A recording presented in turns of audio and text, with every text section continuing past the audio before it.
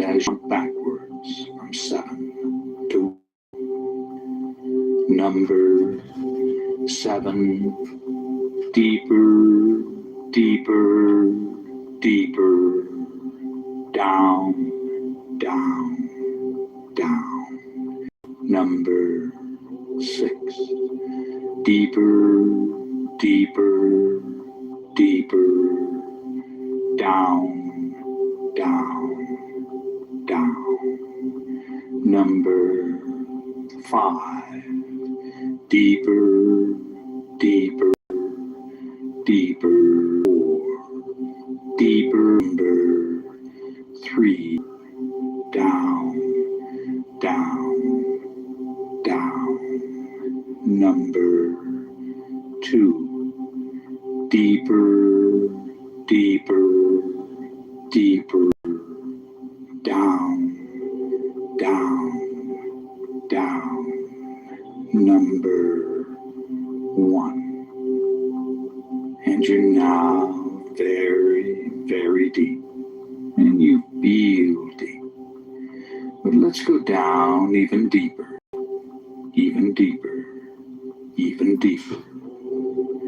Number 7, deeper, deeper, deeper, down, down, down. Number down, down. Number 5, deeper, deeper, deeper, down, down, down. Number 4, deeper, deeper, deeper, down, down, down. Number 3, deeper, deeper, deeper, down, down, down. Number 2, deeper, deeper, deeper, down, down. And you're now relaxed and at ease and at peace in a relaxing, altered state of consciousness. And each and every time you alter consciousness, you will go deeper than the time before until you've reached your natural level, which can be maintained by using this technique several times a week. Now, if at any time you feel uncomfortable in any way, all you have to do is relax and at ease, and a quietness of spirit permeates your body and mind. And I'm going to begin by providing suggestions that will be communicated to every level of your body and mind. And they'll be accepted on every level of your body and mind. Created by stored up energy within your nervous system. All nervous energy is released to flow freely through your body and mind to be used in constructive ways. You feel calm, relaxed, and at peace with yourself, the world, and everyone in it. You have the courage and confidence to do what you need to do to resolve your problems. You can resolve your concerns and conflicts with minimal effort. You accept the things you cannot change, and you change the things you do best, which is all anyone can ask. Every day, in every way, you become more peaceful and harmonious. Negativity flows through you without affecting you. As a result of this programming, you develop a new mellow and confident self-image. Quietness of spirit are your key trigger words for post-hypnotic conditioned response. And And these suggestions have been communicated to every level of your body and mind, and they've been accepted on every level of your body and mind. And it's now time to visualize yourself having successfully overcome any and all anxiety. Imagine how good it feels to experience an ongoing quietness of spirit. Imagine your reactions and the reactions of those close to you. Vividly fantasize all the changes and benefits derived from living life in this calm state of mind. Create every detail of these visualizations, and in so doing, imagine what you desire as if it were already so. Do this now while I'm quiet for a while.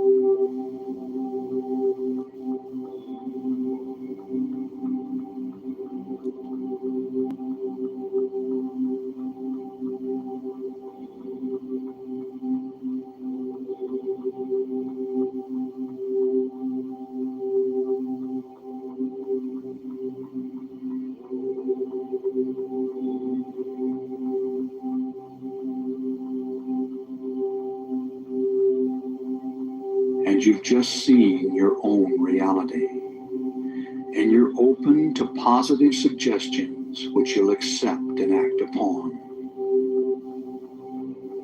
A quietness of spirit now permeates your body and mind. All nervous energy is released to flow freely through your body and mind to be used in constructive ways. You feel calm, relaxed, and at peace with yourself, the world, and everyone in it. You have the courage and confidence to do what you need to do to resolve your problems. You can resolve your concerns and conflicts with minimal effort. You accept the things you cannot change, and you change the things you can. You accept who you are. You always do your best, which is all anyone can ask. Every day, in every way, you become more peaceful and harmonious. Negativity flows through you without affecting you. As a result of this programming, you develop a new mellow and confident self-image. Quietness of spirit are your key trigger words for post-hypnotic conditioned response. And these suggestions have been communicated to every level of your body and mind, and they've been accepted on every level of your body and mind. And these suggestions have been communicated to every level of your body and mind, and they've been accepted on every level of your body and mind. And it's now time to use a repeat technique to saturate your mind with a message. Together, we'll communicate it to every level of your being. So say the words along with me, silently in your mind. Shout them out silently, and hear them echo out across the universe and back to you. A quietness of spirit now permeates my body and mind, and my stored up energy is released to flow freely through my system. A quietness of spirit now permeates my body and mind, and my stored up energy is released to flow freely through my system. A quietness of spirit now permeates my body and mind, and my stored up energy is released to flow freely through my system. A quietness of spirit now permeates my body and mind, and my stored up energy is released to flow freely through my system. A quietness of spirit now permeates my body and mind, and my stored up energy is released to flow freely through my system. A quietness of spirit now permeates my body and mind, and my stored up energy is released to flow freely through my system. A quietness of spirit now permeates my body and mind, and my stored up energy is released to flow freely through my system. A quietness of spirit now permeates my body and mind, and my stored up energy is released to flow freely through my system. A quietness of spirit now permeates my body and mind, and my stored up energy is released to flow freely through my system. A quietness of spirit now permeates my spirit now permeates your body and mind, and all your stored up energy is released. Projection of who you are. It is. You are mellow and self-confident. And I'm now going to give you some key trigger words for post-hypnotic conditioned response. Anytime, quietness of spirit. The words, quietness of spirit, are post-hypnotic conditioned response trigger words to reduce anxiety and intensify your calm and confident demeanor. These key trigger words invoke powerful post-programming mental conditioning that you can draw upon when you need it. When you say the words, quietness of spirit, you'll immediately feel a surge of calmness and confidence flow through your body and mind. And every time you hear this suggestion, and every time you use your quietness of spirit programming, it becomes more and more effective. And it's now time to repeat another powerful affirmation along with me. When I say the words, quietness of spirit, I relax, regain control, and experience a surge of calmness and confidence.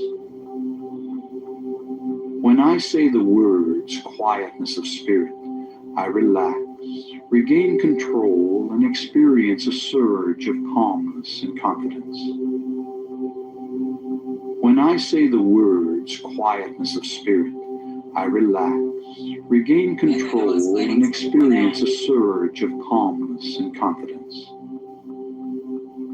When I say the words, quietness of spirit, I relax, regain control, and experience a surge of calmness and confidence. When I say the words, quietness of spirit, I relax, regain control, and experience a surge of calmness and confidence. When I say the words, quietness of spirit, I relax, regain control, and experience a surge of calmness and confidence. When I say the words, quietness of spirit, I relax, regain control, and experience a surge of calmness and confidence. When I say the words, quietness of spirit, I relax, regain control, and experience a surge of calmness and confidence. When I say the words, quietness of spirit, I relax, regain control, and experience a surge of calmness and confidence. When I say the words, quietness of spirit, I relax, Regain control and experience a surge of calmness and confidence. That's right. You've programmed this suggestion on every level of your body and mind, and it becomes your reality. Perceive yourself having successfully accomplished your goal. Fantasize the desired result of this programming. Create every detail in your mind, your feelings and reactions, the reactions of others, everything. Make it real. Do this now while I'm quiet for a while.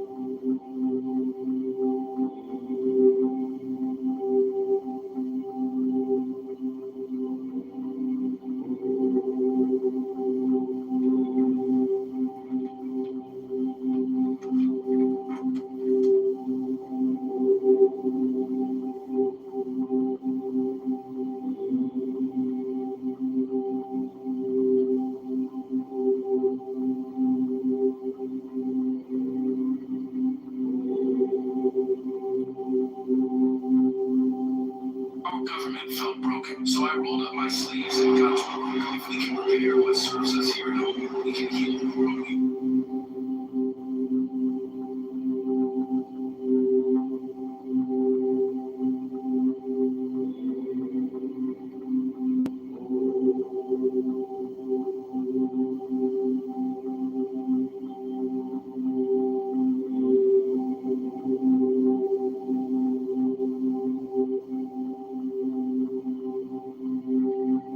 And you've just seen your own reality. And upon awakening, you'll remember all that has been communicated. You'll awaken feeling as if you just had a refreshing nap. Your head will be clear, and you'll think and act with calm self-assurance, feeling glad to be alive and at peace with yourself, the world, and everyone in it. So let's come on up now. On the count of 5, you'll open your eyes and be wide awake. Number 1, feel the lifeblood returning to your arms and legs. Number 2, coming on up and at peace with all life. Number 3, coming on up feeling an internal balance and harmony. Number 4, recall the situation in the room. And number 5, wide awake, wide awake. Open your eyes and feel good. Number 5, wide awake.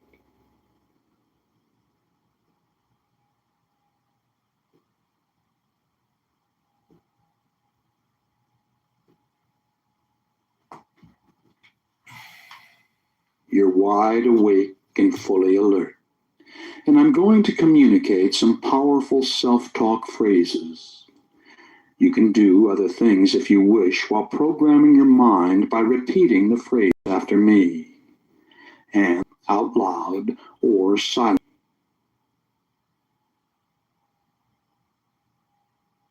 Release all tension created by stored up energy within my nervous system.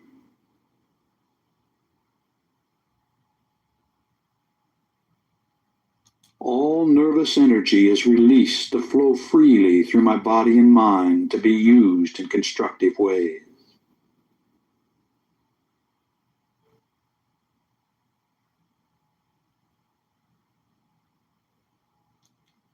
I feel calm, relaxed, and at peace with myself, the world, and everyone in it.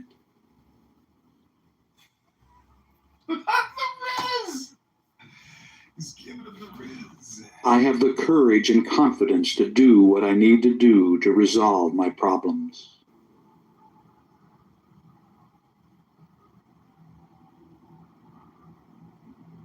I can resolve my concerns and conflicts with minimal effort.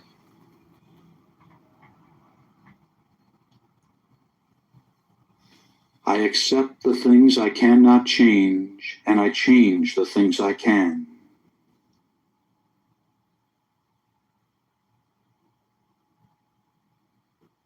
I accept who I am.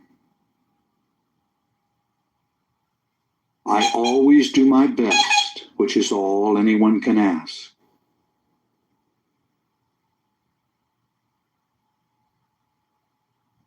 Every day, in every way, I become more peaceful and harmonious.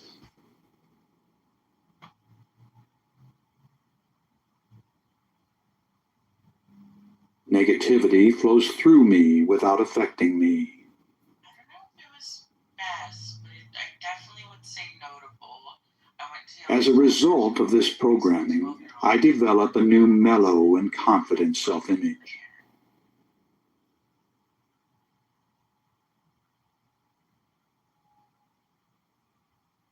The words, quietness of spirit, are my key trigger words for post-hypnotic conditioned response.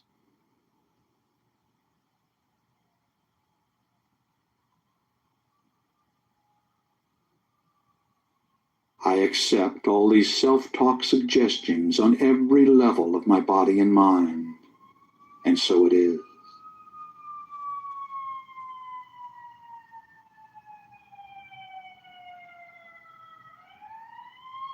A quietness of spirit now permeates my body and mind.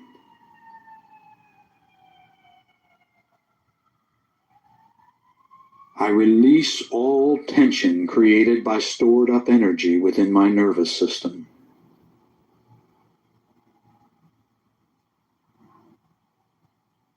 All nervous energy is released to flow freely through my body and mind to be used in constructive ways.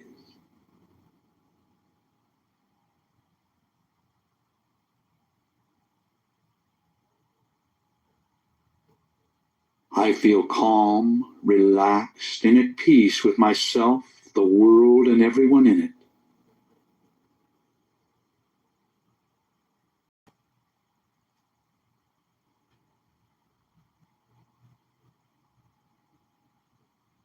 I can resolve my concerns and conflicts with minimal effort.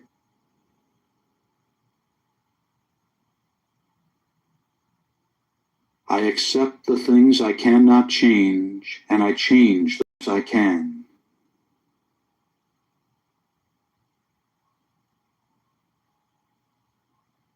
I accept who I am. I always do my best, which is all anyone can ask.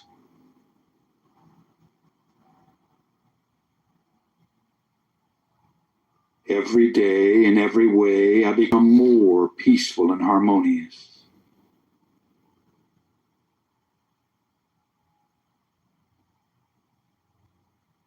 Negativity flows through me without affecting me.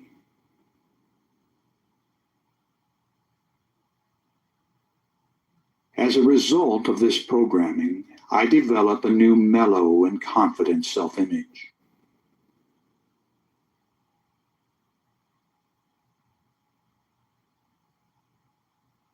The words, quietness of spirit, are my key trigger words for post-hypnotic conditioned response.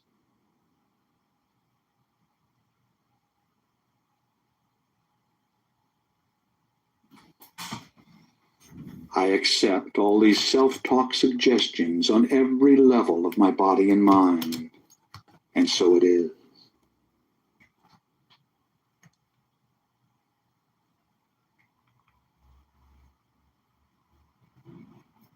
A quietness of spirit now permeates my body and mind.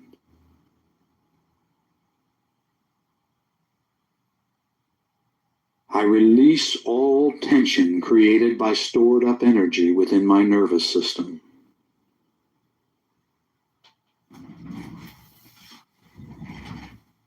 All nervous energy is released to flow freely through my body and mind to be used in constructive ways.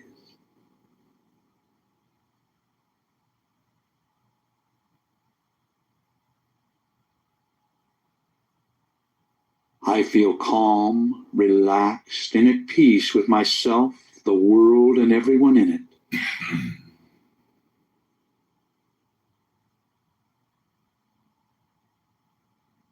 I have the courage and confidence to do what I need to do to resolve my problems.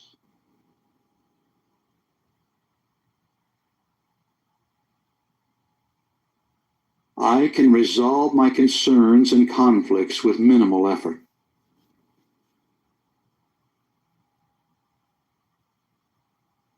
I accept the things I cannot change, and I change the things I can.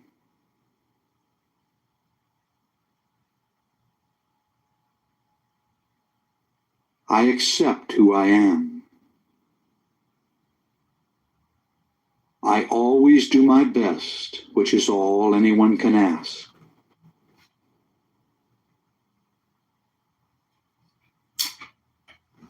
Every day, in every way, I become more peaceful and harmonious.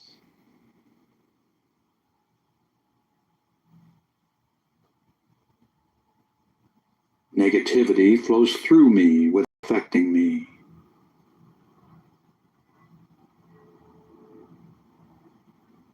As a result of this program are my key trigger words for post-hypnotic conditioned response.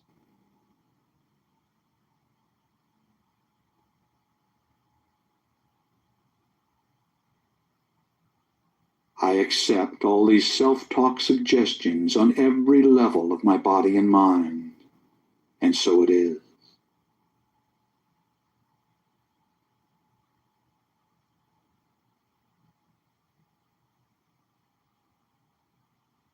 A quietness of spirit now permeates my body and mind.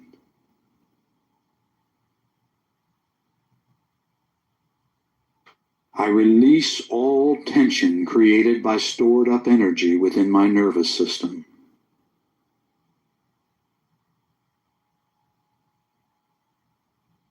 All nervous energy is released to flow freely through my body and mind to be used in constructive ways.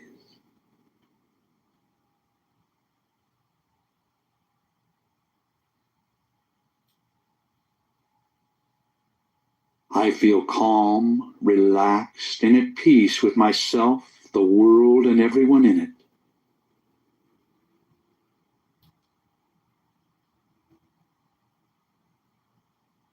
I have the courage and confidence to do what I need to do to resolve my problems.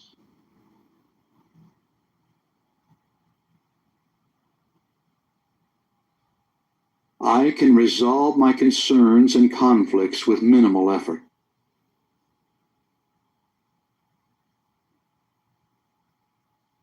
I accept the things I cannot change, and I change the things I can.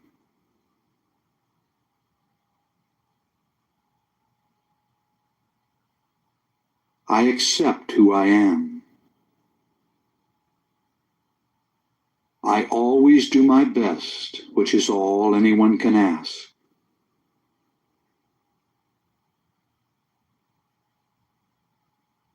Every day, in every way, I become more peaceful and harmonious.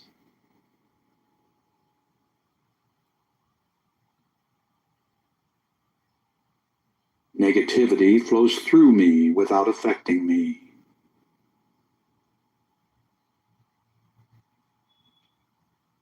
As a result of this programming, I develop a new mellow and confident self-image.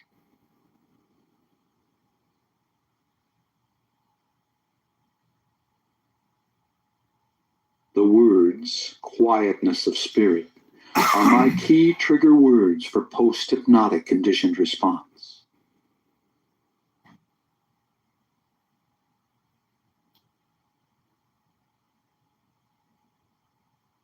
I accept all these self-talk suggestions on every level of my body and mind, and so it is.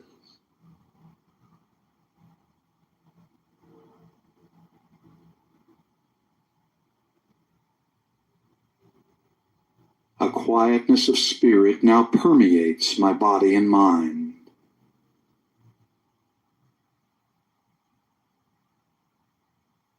release all tension created by stored up energy within my nervous system.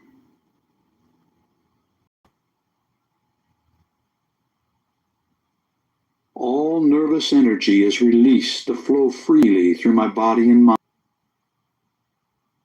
I feel calm, relaxed, and at peace with myself, the world, and everyone in it.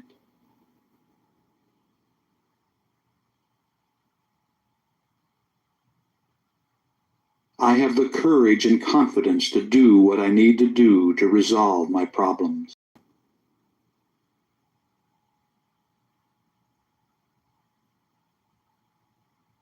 All right. The self-talk phrases session is now complete, and in 20 seconds, the sleep programming introduction will begin.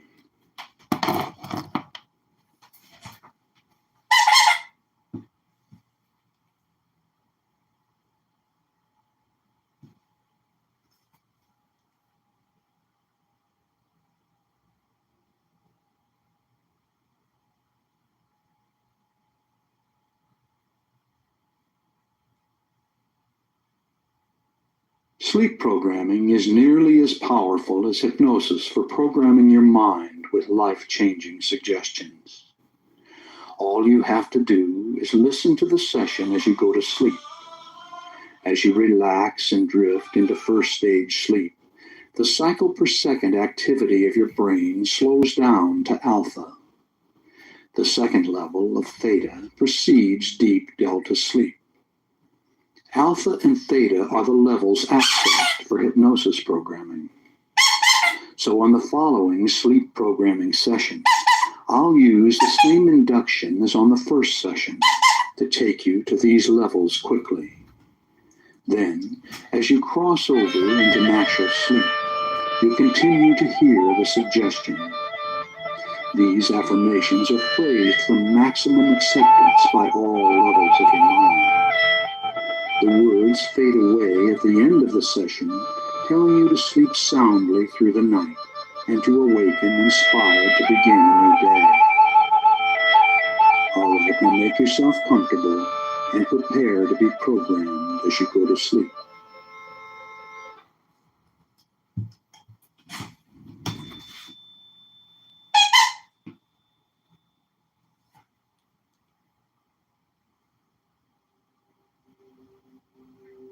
Close your eyes and get comfortable.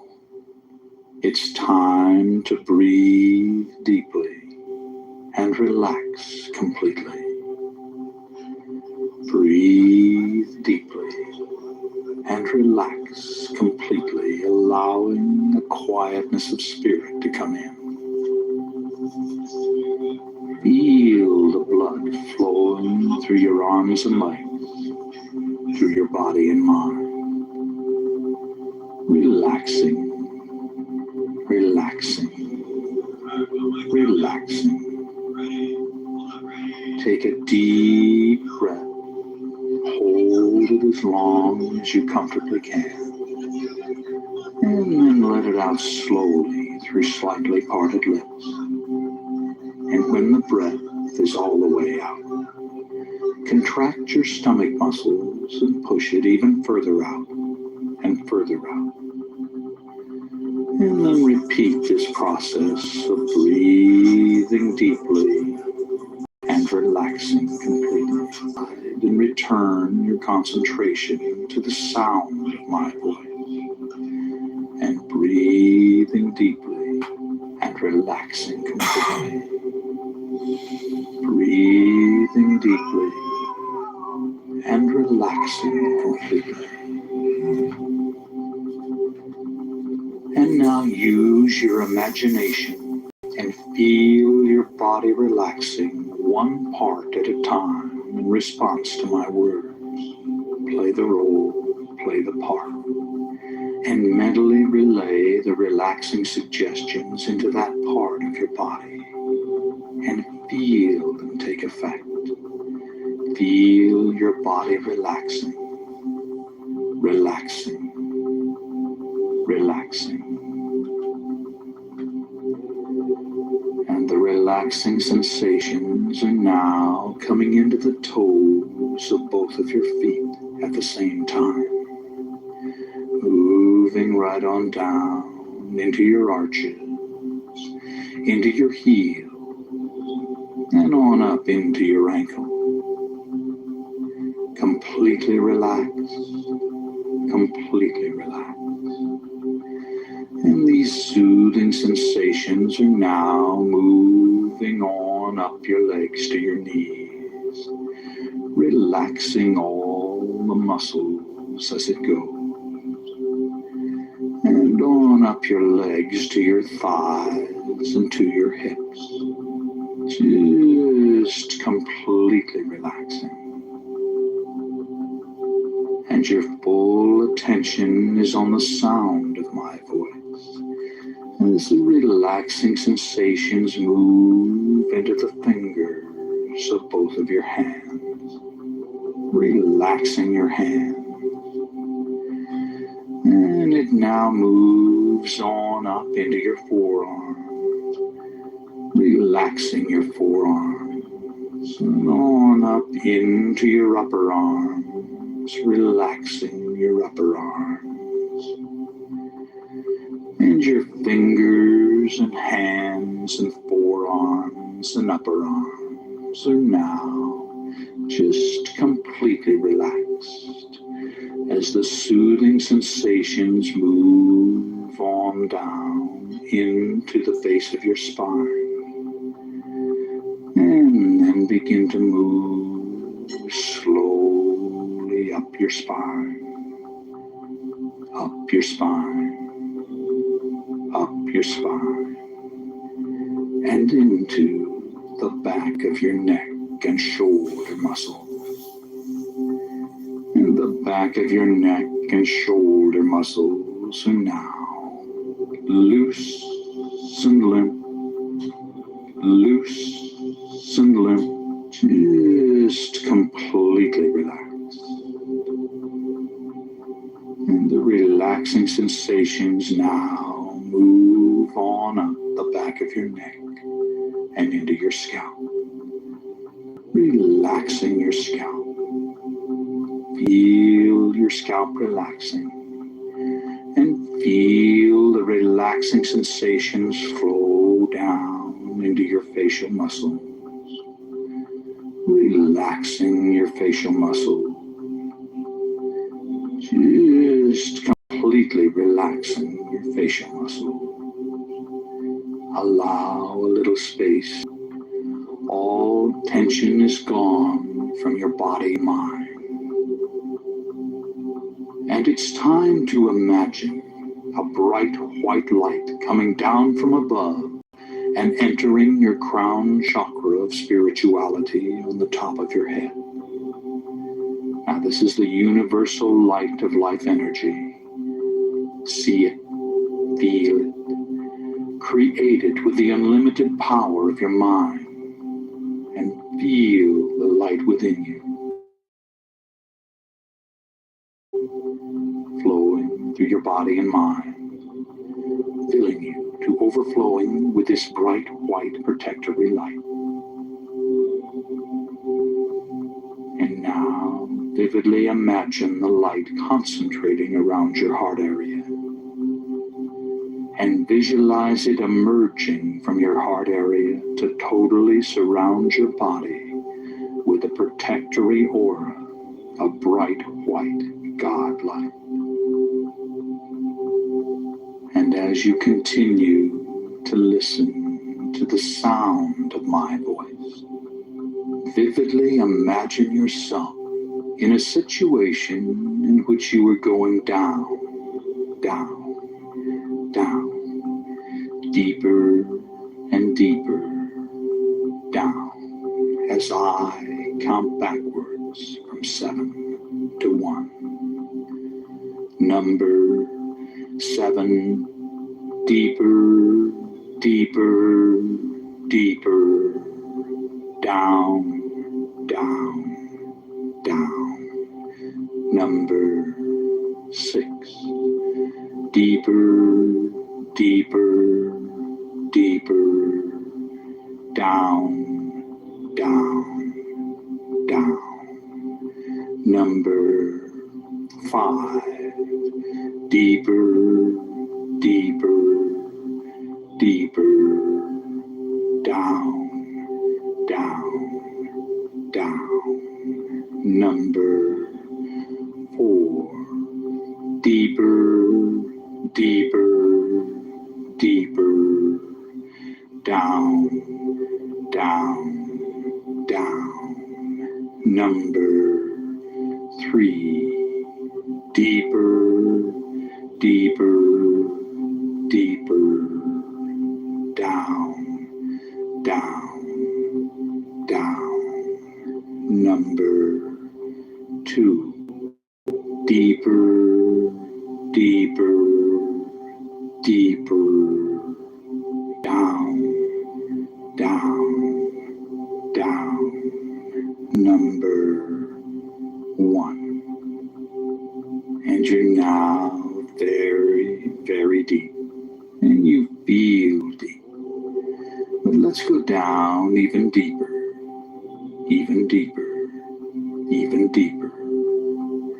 Number 7. Deeper, deeper, deeper, down, down, down.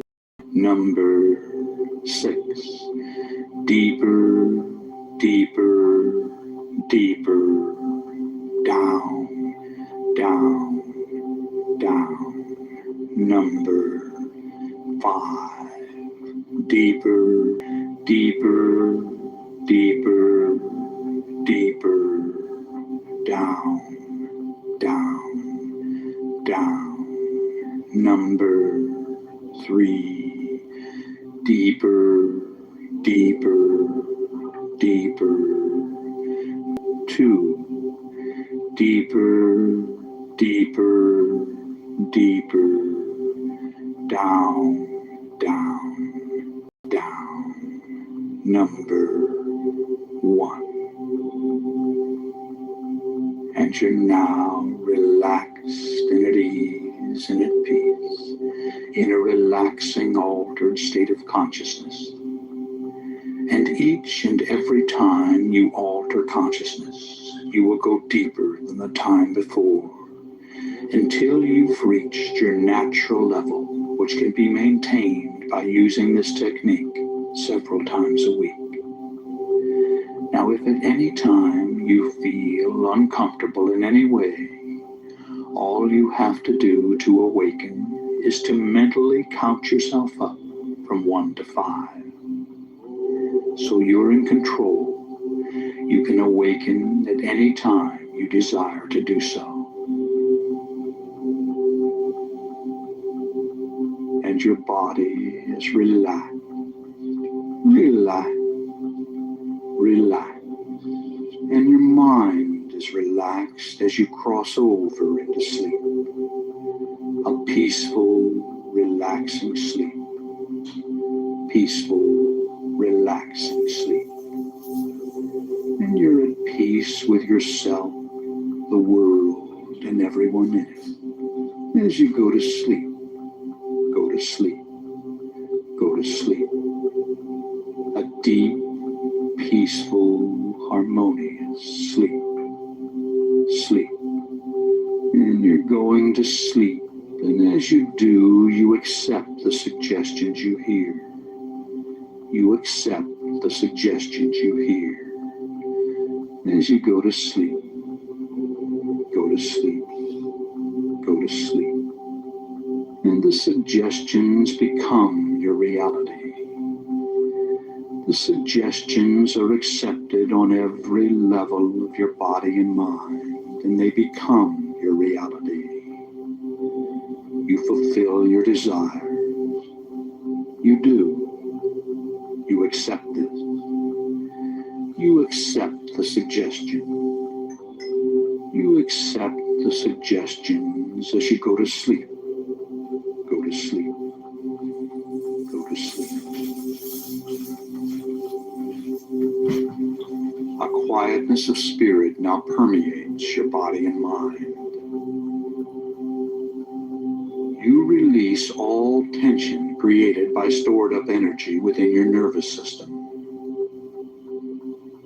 All nervous energy is released to flow freely through your body and mind to be used in constructive ways. Peace with yourself, the world, and everyone in it. You have the courage and confidence to do what you need to do to resolve your problems. You can resolve your concerns and conflicts with minimal effort. You accept the things you cannot change, and you change the things you can. You accept who you are. You always do your best, is all anyone can ask. Every day, in every way, you become more peaceful and harmonious. Negativity flows through you without affecting you.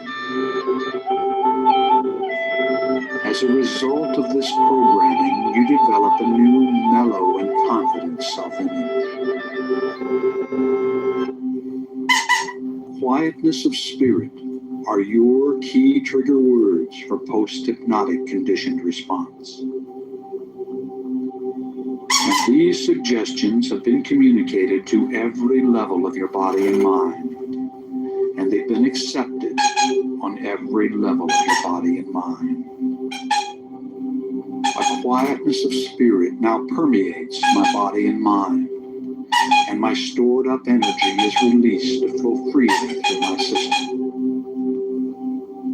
A quietness of spirit now permeates my body and mind, and my stored up energy is released to flow freely through my system. A quietness of spirit now permeates my body and mind, and my stored up energy is released to flow freely through my system. A quietness of spirit now permeates my body and mind, and my stored up energy is released to flow freely through my system. A quietness of spirit now permeates my body and mind, and my stored up energy is released to flow freely through my system. A quietness of spirit now permeates my body and mind, and my stored up energy is released to flow freely through my system. A quietness of spirit now permeates my body and mind, and my stored up energy is released to flow freely through my system. A quietness of spirit now permeates my body and mind, and my stored up energy is released to flow freely through my system. A quietness of spirit now permeates my body and mind, and my stored up energy is released to flow freely through my system. A quietness of spirit now permeates my body and mind, and my stored up energy is released to flow freely through my system. When I say the words quietness of spirit, I relax, regain control, and experience a surge of calmness and confidence. When I say the words quietness of spirit, I relax, regain control, and experience a surge of calmness and confidence.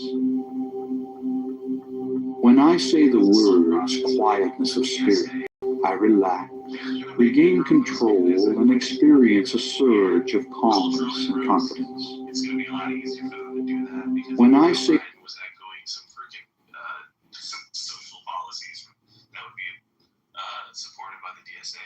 But economics, I agree, it's not as blatant, but it's going to be there. And foreign policy, especially foreign policy, they want to decrease the presence. That's something that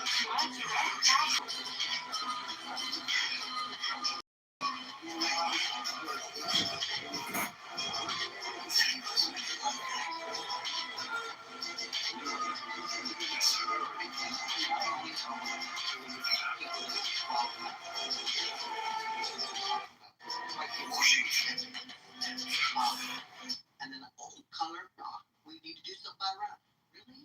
I'm not. You'd be surprised by that, really? Yeah, I'm not saying I'm surprised. No, I'm talking not about you. I am yeah, talking about yeah. the general population that has these Yeah. intentions. The general population stupid. We have to be honest, okay? Most people in the country are dumb.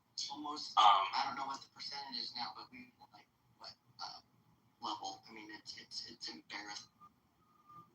I would say the average person, in regard to foreign policy, all they think is war bad, money bad spending, we should stop.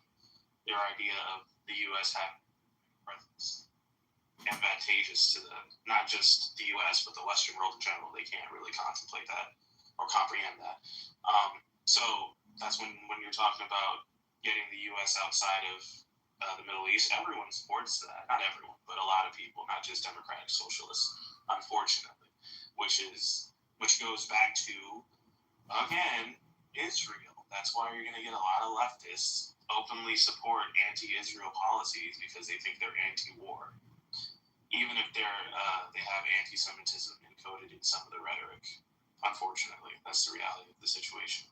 I find it to be very problematic in a way that this runs fairly deep. To me, it looks like a playbook that has been used before. If you want to go back and look at how did Islamists and communists come together in Iran to take power, they were basically using each other, right?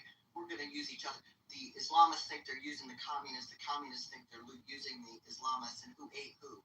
The Islamists literally had the communists murdered, right? I see that. This is literally what is happening right now. Chickens for KFC.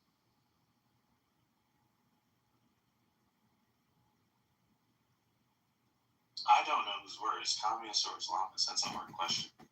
That's really hard. They're both not American thought principles.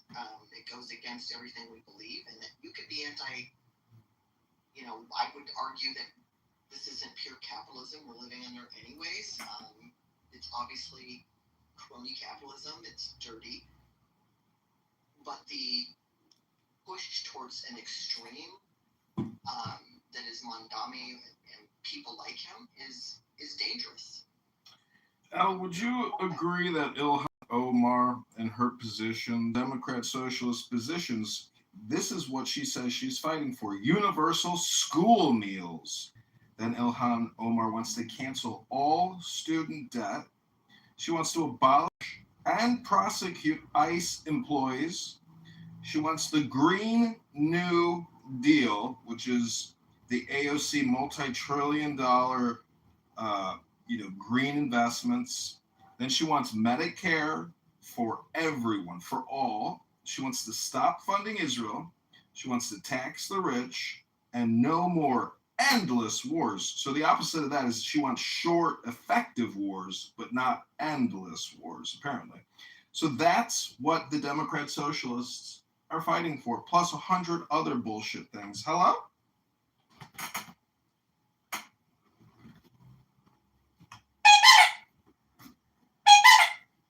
Look, socialism takes root, right? When people feel pain of income inequality, when people feel like wages are stagnant, right? I mean, that's the context. And I mean, Trump is making a mistake I think Biden made too. Like when Biden kind of had to say, look at the stock market, look at GDP. When people feel a pinch and the affordability stuff, I mean, that killed Biden.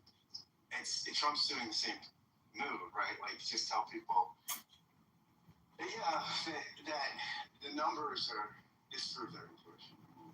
It's not good. Not a winning strategy.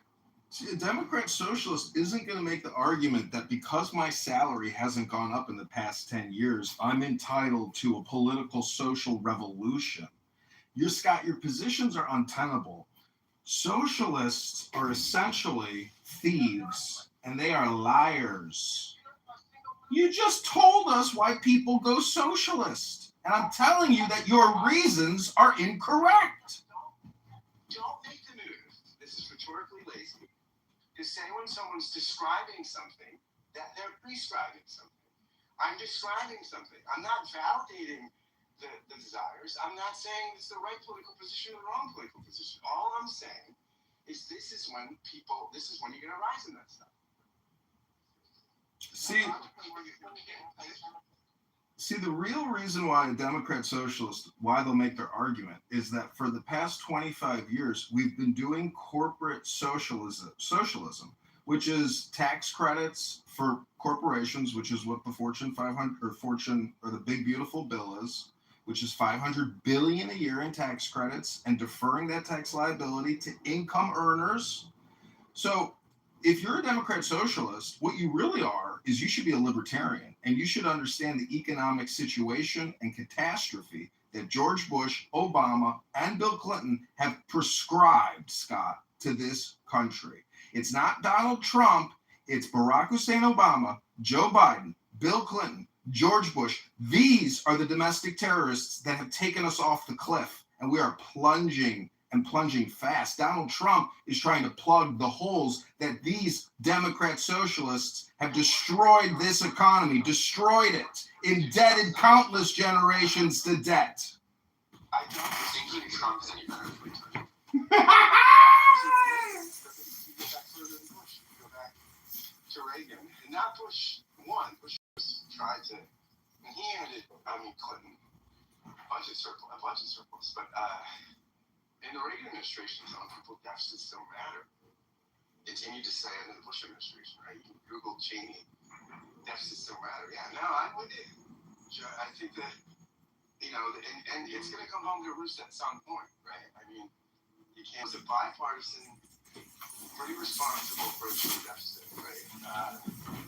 And what did they do? They stuck it in a drawer. We don't need to deal with it. Scott, we have a cultural, social, economic dilemma, a crisis. Vaccines and war is not the basis of an economy. The basis of an economy starts in the house. Your dishwasher, your washing machine, your bed, your roof, your windows. Those are the basis of an economy. What builds a house, not what builds regime change and fake lies and medical misinformation. Hello? A democratic socialist is never going to be convinced by that, though. That's the problem. They're not going to be convinced by economics or that a solution to our current economic situation starts at a more granular level. It doesn't matter whether they can be convinced or not. They can live in an delusion. That's their choice. But reality is laissez-faire capitalism. I'm just saying, I agree. I'm saying that problem that we're dealing with now, we're combating with certain things. We can't just, go on a Ron Paul-esque libertarian tirade. We have to actually address certain things going on. No, not really. Because if a person's like looking at society on a basis where everything that we do does matter, and we can't just ignore the fact that people are suffering because we live in a society, and if you're a rich person by default, you owe us. It's not going to change whether or not we do have an improved economy according to libertarian standards. That's just the reality. And Mom Donnie, all these leftists in the DSA, if anything, they want to hear libertarians talk about how we shouldn't be taxing people, because then they could demonize regular conservatives and be like, oh, they just want rich people to rule everything in society. It's not just a mathematics-based economic argument. It's culturally based. Grievance politics. That's how it's working. We can't just ignore that.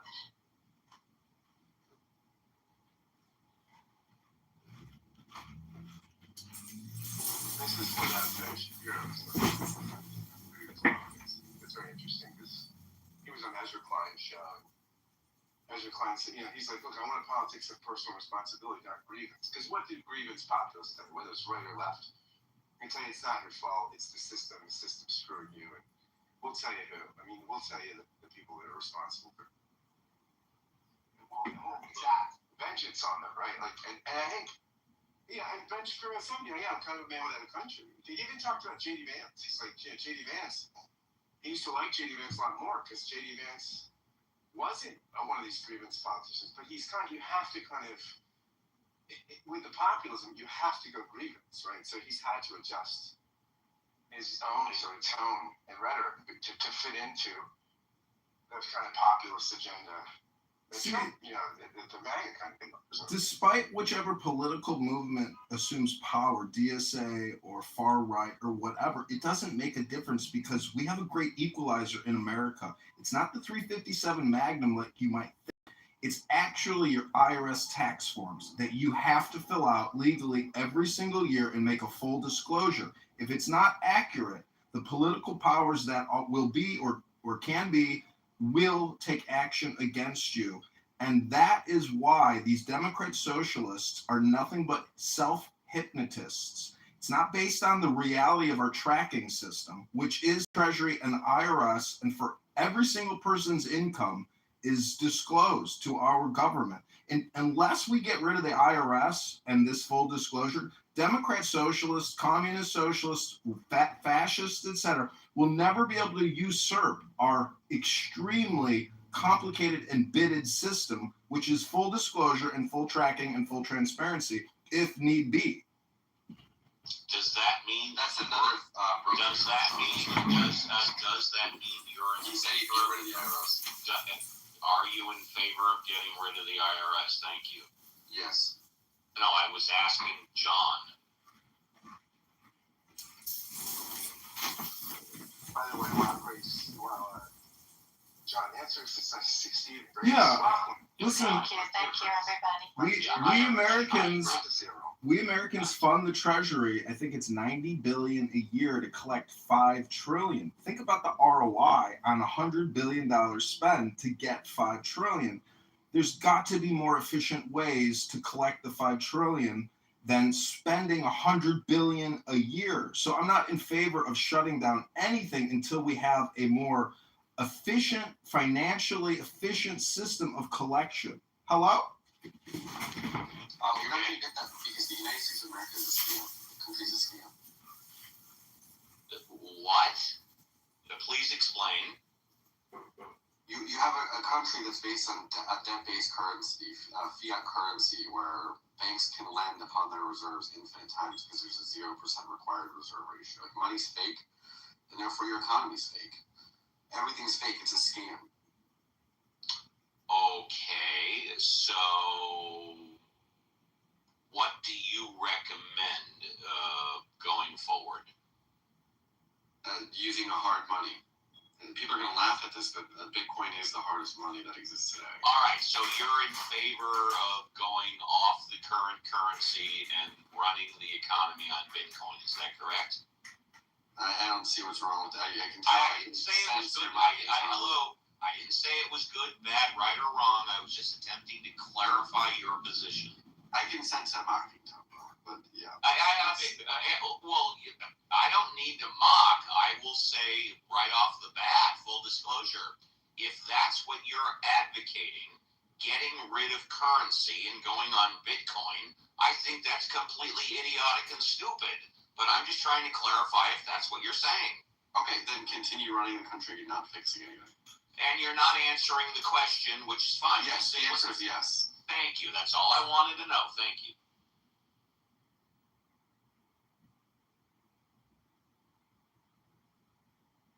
All right, the Bitcoin solution. Here we go. Grace, let me ask you, did Mom Donnie commit blood libel? What do you think, Grace? Boy, I'm so angry at this guy. Don't even get me. Not to put you on the hot spot. Let's just start. I am just, it's unbelievable what he's putting forth. It is, where are all the people behind him? Where are his counsel? Why are you just allowed to throw out ridiculous about him? I want to feel we need a level of stability and people who have good heads and putting them together, and that's not happening. I'm sorry, by the way, Tommy was in the New York State Legislature before he became mayor. He had to have heard of diplomatic immunity. He had to know that he had no jurisdiction or power to arrest Netanyahu, and why he suggested it originally and then hesitated on it, and then finally after Trump came out and said there's no way Netanyahu was going to be arrested in the United States, Mamdani folded like a cheap suit. But how could he have not possibly known about diplomatic immunity? That blows. First of all, he's an egomaniac. Yeah, okay, all right. Okay. Right? So that trashes everything else, right? You're an egomaniac, you don't really care. And also he has ridiculous people who are working for him, who have been pulled him back. Yeah. So between those two, we're in the crazy zone. But can he pull it off? His ridiculousness? Maybe.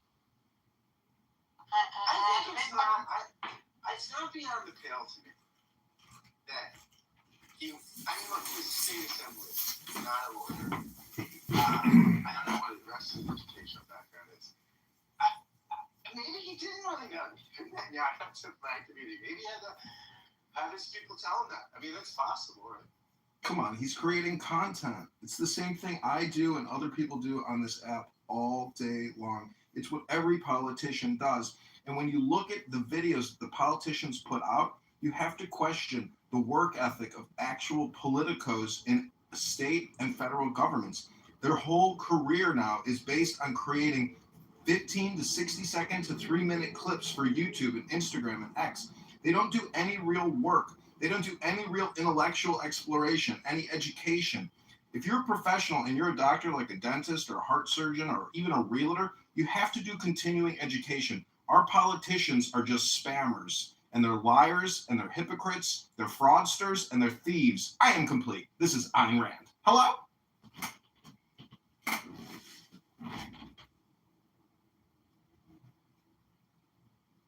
I think he's involved in a different kind of chaos. I think he's invented a new pole. And I think it's dangerous. I think people around him start poking him and stopping this and come out with why this is wrong. And what I want to know, what is the future going to look like in a Mamdani situation from going forward? What is it?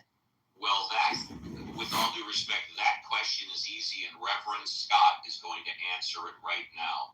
Since Mamdani became mayor, what is his number one priority, Reverend Scott, since he's already been elected mayor?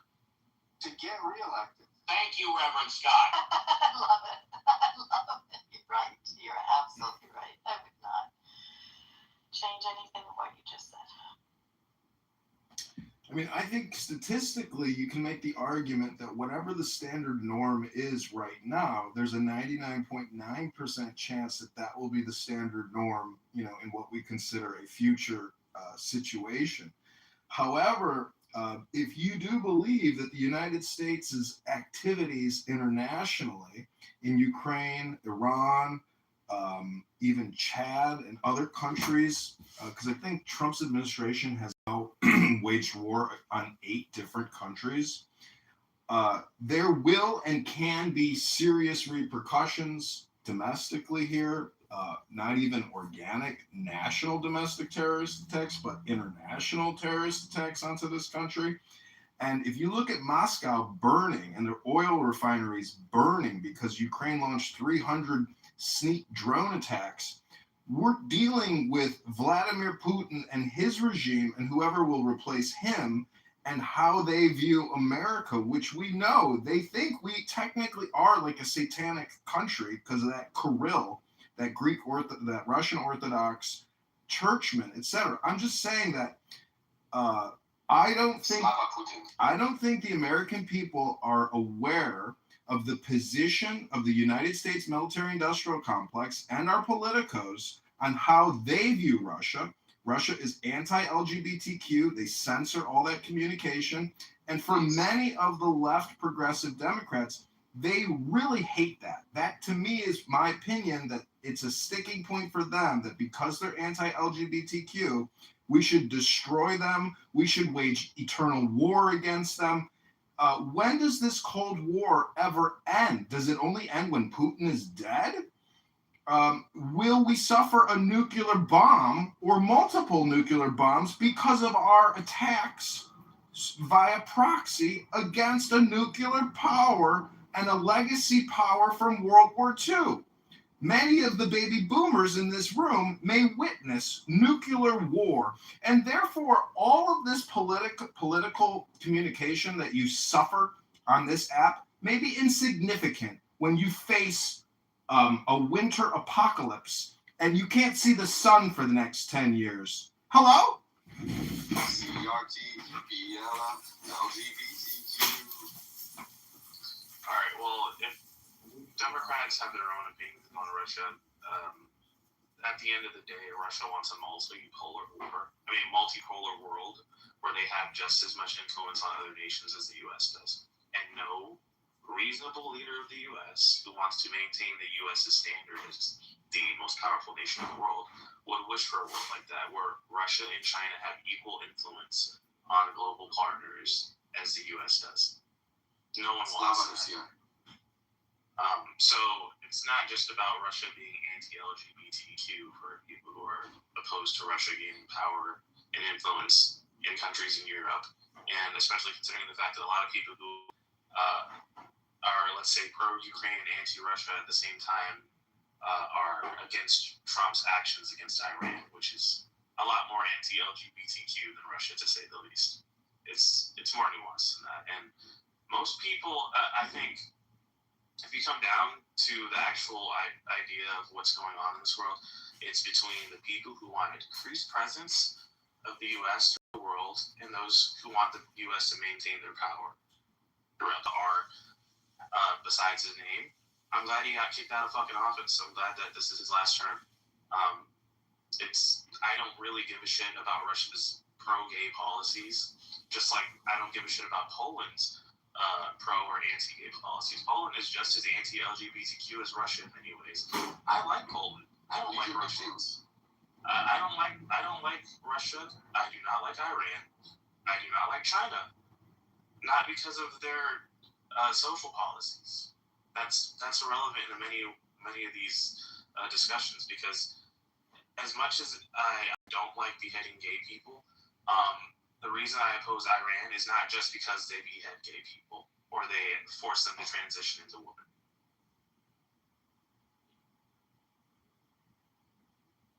Iran getting a nuclear weapon is far more devastating than anything else.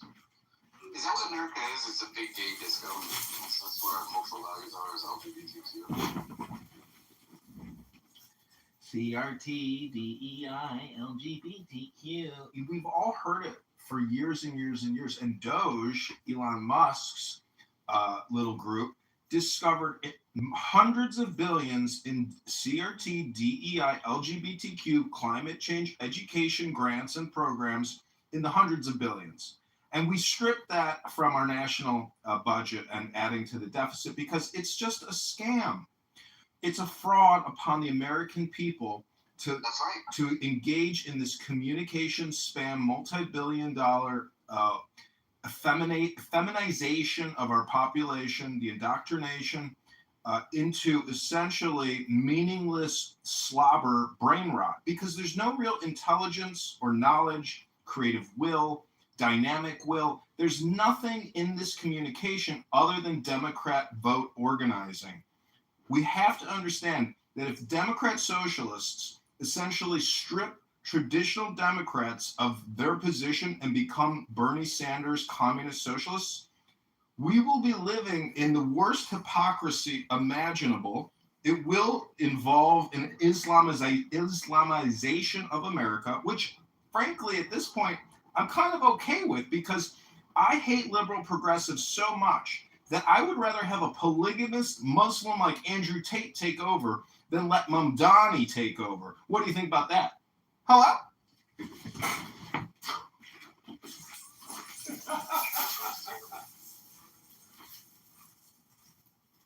think they're both disgusting.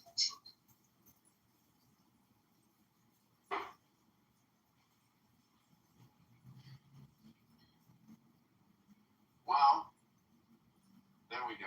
John Kitover for everybody. I still am interested in the blood libel stuff, which I think is interesting. I think this is kind of a blood libel. What's that? I made a statement about Netanyahu and how Netanyahu's the war criminal, and then made a list of his crimes, which I thought the list was full of things that were either not true, misconstrued, or like intentionally targeting hospitals. Well, yes, not because they're hospitals, because they're military institutions. It's a legitimate target of warfare. If you're putting military hardware on personnel, hospital, it's not as though the IDF is saying, oh my gosh, I don't want anybody to get an MRI or get their that's not what's going on. So I think that there's a lot of stuff that was said. If a blood libel is classically blaming Jews for things that they have not done, then I think this is kind of the classic blood libel.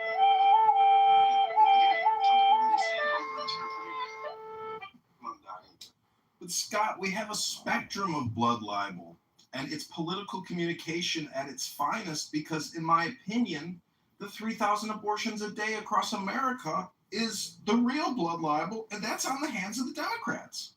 They had Democrat abortion facility clinics at the DNC outside of the Kamala Harris speech in Chicago.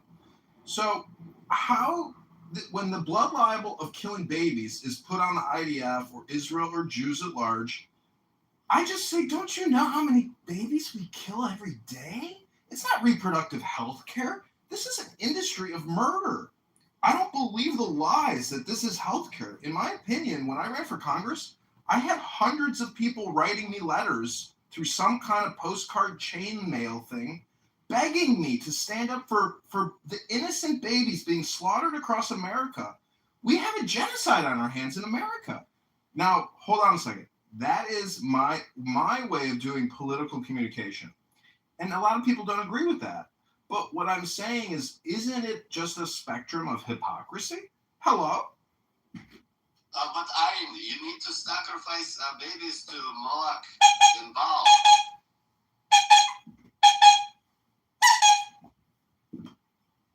I mean, I think it's ridiculous to use the term Jew in general as describing anyone, because we are citizens underneath laws. And what someone's religious proclivity is or interest, I don't think anybody should be called a Jew. I think we should just be called fellow citizens. And if you use Jew in your communication, what you're doing instantaneously is being political. To be Jewish, it's like being in a game with other Jews. And it's who's the king of the Jews? But outside of that communication network, you have other parties that throw the word Jew around because they want to play in a political game, apparently. So until we admit that we are polarized politically, none of us play music or dance or sing songs or write poetry, we are a politically polarized and a politically addicted society. Hello?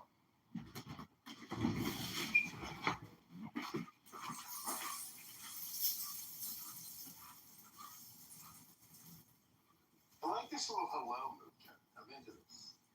I think this is a good move for you. It's like Ryan Seacrest. It's Seacrest out. Yes, actually, I have noticed that is his signature move. That is a good one. Pretty sure he stole it from an ice cream truck. By the way, Reverend, if you want, and only if you want, I have a 3-minute clip on nuclear war. Go ahead. Let's hear it up, buddy. So we had talked, pardon me, some people in the room had talked about the effects of nuclear war. So this is from Crimson Tide about 30 years ago on the effects of the question. I don't understand. What don't you understand? Lomachenko is a fanatic, okay? He's a potential Hitler. Somebody should just step up and shoot him. I have no problem with that. As fanatics who make history. Patton was a fanatic. That's what made him great. You think this guy's Patton? He's a dangerous lunatic. He's threatening nuclear war when he needs it. What's that make us, since we're the only nation ever dropped a nuclear bomb? Makes us a prime target. Because half a dozen other third world countries with atom bombs would love to drop one on us. That's right. That's why we should drop one on them. What are you, a communist? You have a problem with us dropping nuclear bombs in Japan? Shut up, Doc. You think it was a mistake, Mr. Hunter? Sir? Using the bomb on Hiroshima and Nagasaki. Well, if I thought that, sir, I wouldn't be here. Interesting way you put that. How'd I put it? Very carefully.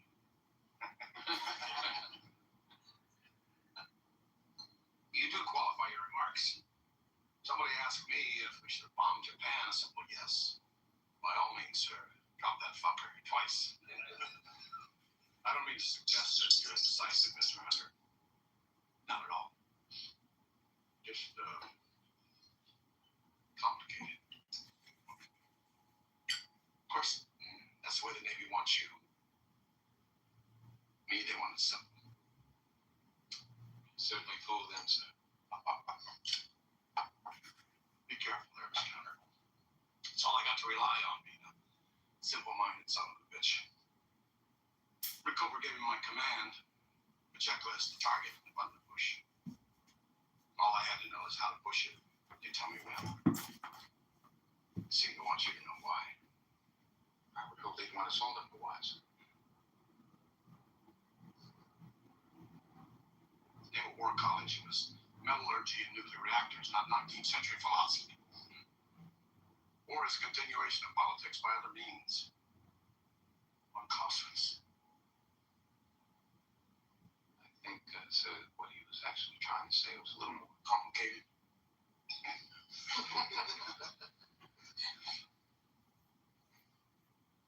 Yes, the purpose of war is to serve a political end, but the true nature of war is to serve itself. I'm very impressed. In other words, the sailor most likely to win the war is the one most willing to part company with the politicians, ignore everything except the destruction of the enemy. Then you'd agree with that. I'd agree that that's what Clausewitz was trying to say. But you wouldn't agree with it? No, sir. No, I just think that in the nuclear world, true enemy can't be destroyed.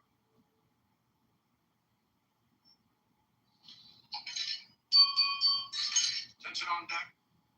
One Clausewitz will now tell us exactly who the real enemy is. Fun.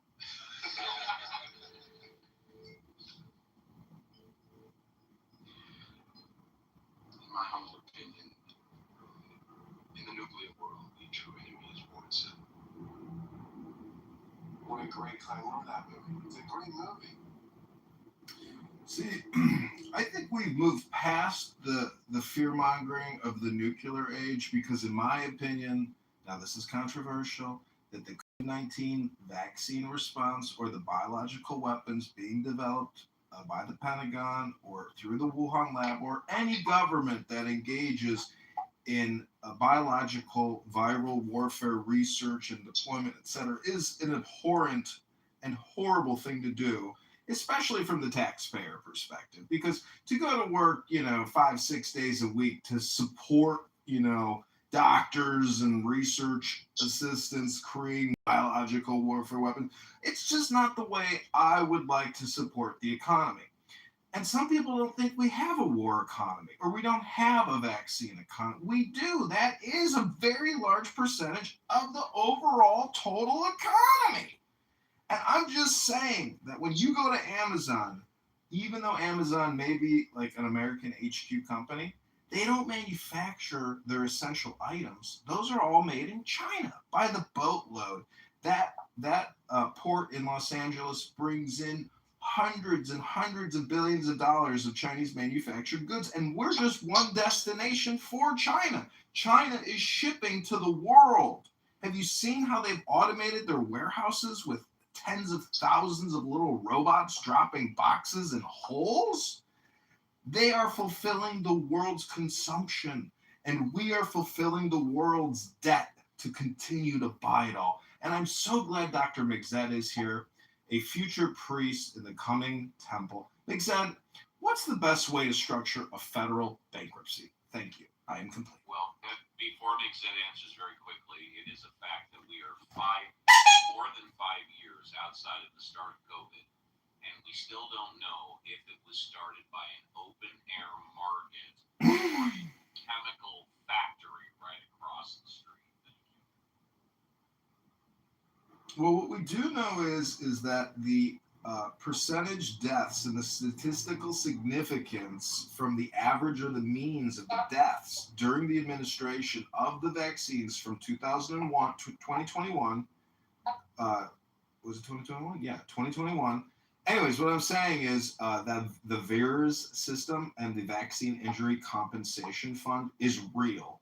People suffered real consequences by watching your local news put on videos of people doing vaccine lotteries, where if you take the Zav, you could win $3 million in a lottery payout. It's a raffle.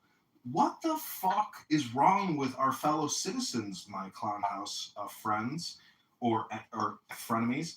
What is wrong with us? Why would we lie to ourselves and put out propaganda videos to influence each other to go get an unnecessary medical intervention when you're feeling just fine? So it's a huge lie. The lies, there's 50 lies attached to the event. What they consider the largest mass carcinogenic event in human history in the Western world, primarily. Africa didn't take the COVID-19 jabs because we couldn't even afford to make enough. Anyways, the craziest thing is that it's all funded by our government through the CARES Act, the HEROES Act, multi-trillion-dollar federal HR acts that funded it all.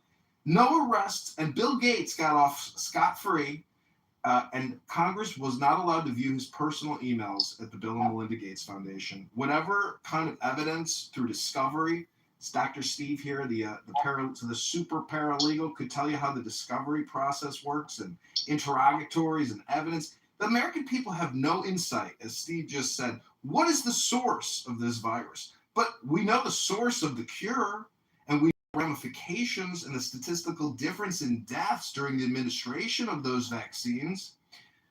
Anyways, the whole point is the economy. And what is the future of the American economy? Is it going to be like the way it is now? War and weapons bankruptcy. Have to go through austerity and create a real economy with real workers, building real products and services that we consume? Or are we just going to work for the banks because now we pay $100 trillion plus a year in interest expense? I think that's probably what's the future, which is now, which is just servicing debt for generations to come.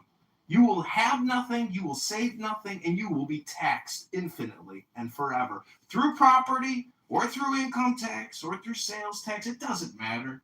Your government needs you now. You are you're the succubus. You thought you were going to be a parasite, but it turns out that there's a much larger parasite feeding on you now. It's known as your United States federal government. And the George Washington movie is coming out. And if you'll notice, it's all about courage. And if you don't have the courage to say what you feel and feel what you say, you might be a faggot retard. And you might hate Donald Trump because you are a faggot retard. I am complete.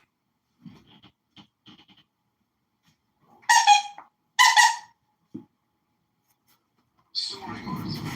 Sorry, Lord. Except welcome to stage. Nice to see you. How are you? Hungry and tired. Oh boy, at least you don't have to go to the bathroom.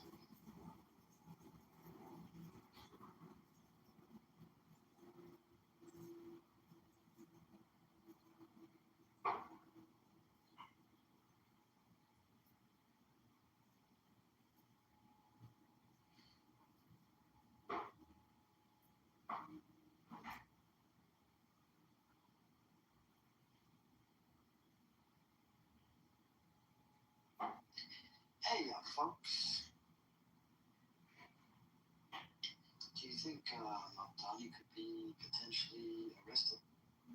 For what? For anything? I don't know. So, The answer then is no.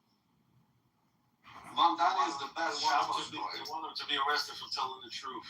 They're dummies. Yeah, exactly. So the answer still remains no. as you should have. I don't agree with you. I think that's the way Okay, fair enough. What can he be arrested for? Please be specific. Sure. In this day and age, with litigating political candidates and media controlling the narrative, it's very plausible in my mind that someone might set him up to be arrested. You know, there's a million. So in other words, you're saying he has to. He didn't ask you that. He asked you specific question. He told you how can he be arrested? You're saying in the future. You're saying in the future he might be set up, so he hasn't done anything yet to be arrested. No. Why would he arrest one of our best Shabbos boys? The question was whether or not he could be arrested, not whether he committed a crime. Oh, I didn't know that you meant.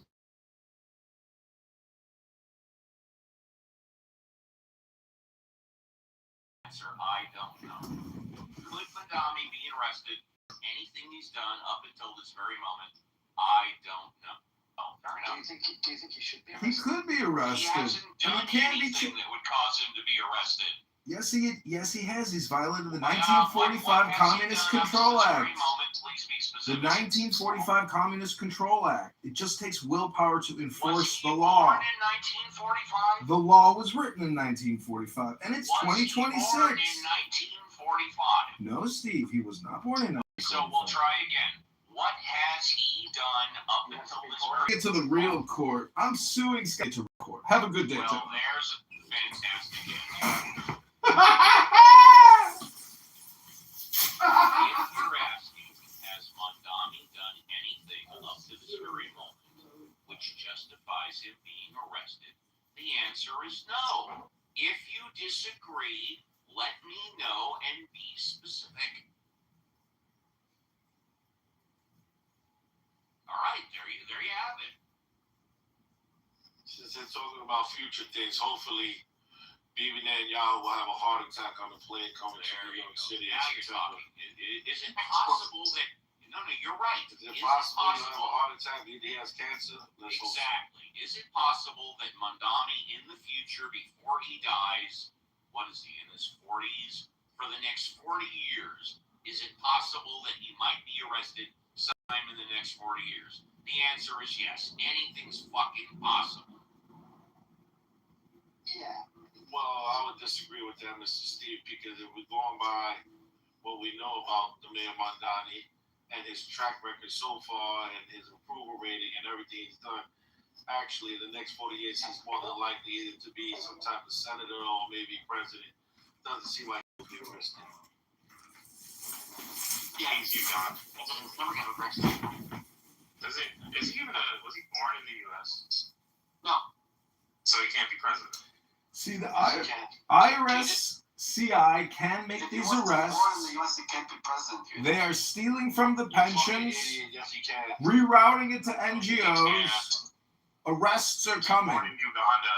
The new Donald Trump Department of Justice is preparing to make thousands of arrests over the next 60 days. Todd Blanche is waging legal warfare against the Democrat, liberal, progressive, faggot socialists. It's lawfare, boys. Get ready for lawfare. When he gets arrested, I'm going to be the prison guard. Is that all right?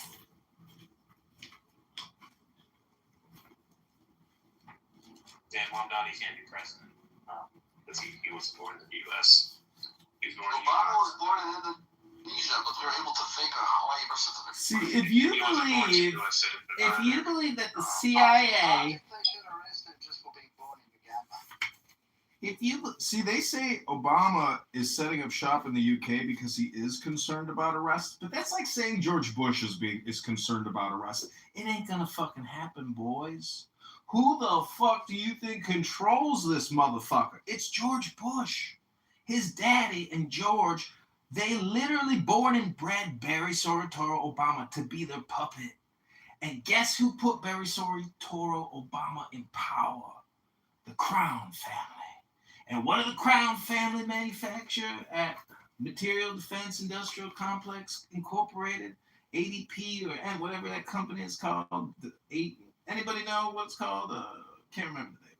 Anyways, the point is, war is just a small fraction of the economy when you think about it compared to vaccines, because the multiple acts passed by Congress, the biggest being the Triple P loan, $1 trillion was passed out every single Tom, Dick, and Harry apparently owned either a media production company. Almost 50% of all the people that live there are employed by the government. And many of those government employees decided to take out a fake loan from the government because they are thieving, greedy, faggot retards who said, if everybody else is going to do it, fuck it, I'll do it too, baby. How much should we do, baby? 25,000? 625,000? 2 million? How much is too much, baby? This is the end of the world, right? It's the pandemic, baby. Things will never... Ow! These months, question is, they talk about future things that could happen. Shut up, you anti-Semitic, racist piece of trash. You talking about throwing horse shit at Netanyahu? You're sitting at the fucking United Nations? You fucking anti-Semitic, racist piece of trash. We report to the New York FBI field office. We are expecting your arrest imminently, resistance. So it can't happen. But what? Washington was. How dare you mute me and let this anti-Semitic piece of shit talk on your stage? This man... That's a retarded point, though, because obviously... It's not retarded about it. It's a logical point. The only idiot like you would think is not because you're retarded. That's like saying, this thing happened, making it a law. Obviously, it wasn't a law before it was made a law, so the law's invalid. It's and they can amend the law. That's what happens here. They change things all the time. That's the point. The law, and the fact of the matter is, immigrants were United States presidents prior to the United States being formed. Those were all a bunch of European Think about it, Mr. Resistance. There could be a law giving you an actual fucking brain, but unfortunately, I don't think anyone's going to pass it anytime soon. So, just because... You don't know what the hell is going to happen anytime soon, or in the past, or in the future. You don't know. It will happen, or it's... Just like millions of people said for many decades that Donald Trump would never be the president. But for some reason, he became a president. So it don't matter what the fuck you think. Alhamdulillah, he became president. Alhamdulillah. I don't know that we could get a constitutional amendment passed because it takes 2/3 of the states, I guess, and 60% of, so 2/3 majority of voters. But if we could, I would not be opposed to it because. And 75% is governors. Yeah, because you can be any other office without being a natural born citizen. You can be Supreme Court Justice, you can be Speaker of the House, you could be Senate Majority Leader. Arguably, the founders seem to see that as Speaker of the House is a more powerful position than the presidency in some ways, right? I mean, that was where the action was. So I don't know that I think that that's really that significant. But no, man. There's no freaking way. All right, if the amount of research it takes to get to someone's background if they're not born within the nation is a lot more, obviously. And the fact that it was required that people be born in the U.S. there's a reason for it, because foreign influence being given to someone who has the highest position in the entire nation is not Yeah. I mean, I think there was a serious. There's already foreign influence here. There was a serious concern. Yeah, let's imagine a foreign influence that goes into someone's narrative roots. And they're born in a communist country. Yeah. Resistance, can you stop being anti-Semitic? I think in the 18th century, You're nuts. You white Europeans ain't Semitic. And let's just say stop interrupting Ahmad. yeah, in the 18th century, I think the fear that, hey, some British noble's going to come over, get elected, charismatic, get elected president, and turn us back over to the British. I think that's a legitimate fear. I think today, I mean, I think like somebody that's a naturalized citizen, especially if they're poor. I mean, look, my guess is a lot. Yeah, I mean, I get the background stuff, but I mean, you can do a lot of other things, right? That you could be a 4-star general, CIA director, Supreme Court justice, picking Supreme Court, speaker. I mean, why only that office? Why don't we have that? Why don't we have it so that you have to be a natural born citizen for every office? And let's just put it in perspective. The last time we had a constitutional amendment was 1991 or 1992. That was like 35 years ago. And that was regarding congressional pay raises. That was the 27th Amendment. The amendment before that was the 26th Amendment in 19 from the last amendment. Can you imagine getting a... But there is one exception, Reverend Scott. How about to federally legalize marijuana? That could become the 28th Amendment to the Constitution. What do you think? No.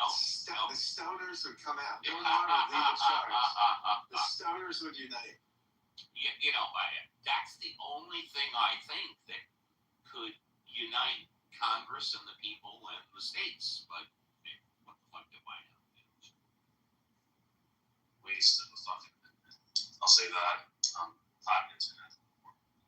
But yeah, that I don't know why resistance wants foreign-born people to become president. If anything, we should put positions like the Supreme Court more restricted to. That's for sure. Mondani's not a foreigner, so I don't care what you have to say. He was born in Uganda. So what? So were a lot of other founding fathers. They weren't born in the United States. Yeah, but he also happens to be against the U.S. He's a fucking communist. No, he's against you dirty-ass Jews and the dirty-ass Europeans that commit genocide. Totally different. Yeah, okay. Sure. I'm not even Jewish, but even if I was, no, but you're a white, and you probably committed pedophilia I'm before. actually not. So people like you, we need to, gas chamber you. It's kind of sad that you think someone not being retarded makes you white. That's sad. I would like to give full disclosure, since it was brought up, so I don't want to leave any doubt. I am white. I am an atheist, and I'm a white Jewish atheist. So I just wanted to give full disclosure. Thank you. I'm also a critical thinker and a devil worshiper. That's what the black cube of Saturn has. Exactly.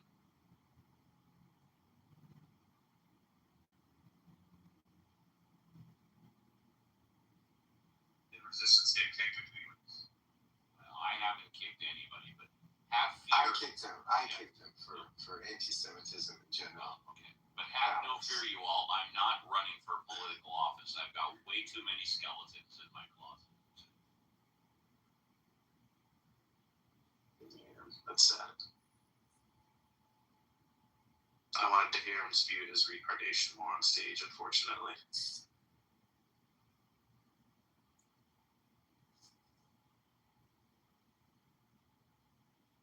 Anyone who thinks Mondani would be a good president is insane, by the way.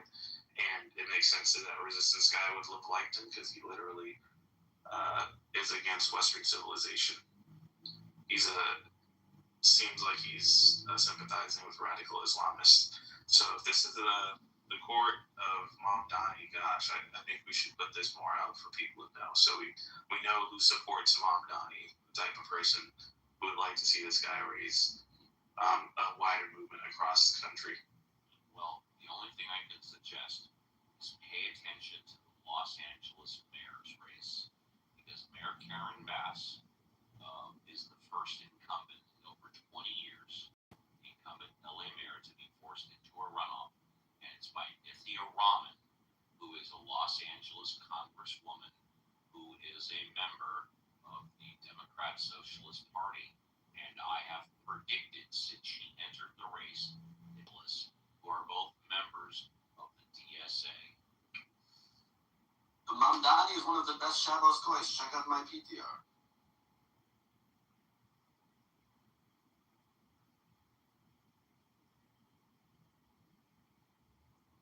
don't even get the joke that's supposed to be from that, but it's so ridiculous. You got like anti-Semites who don't like Mamdani. They want to make him not as much of an anti-Semite as he should be. And then you got your anti-Semites who actually do like Mamdani. It's really interesting. I have no idea what the logic is. Well, the logic is that to win elections, you have to go towards the middle. You can't go to the extremes, but you don't want to go further into the middle when you're going to lose your base. Therefore, you have to figure where the gray area is, and you go into the gray area towards the middle. That way, you can attract votes from the other side. The way a Republican attracts votes from Democrats, the way a Democrat gets votes from Republicans, is not to go to the extremes, but move just enough towards the middle where you don't lose your base, but you attract, say, the 5% from the other side.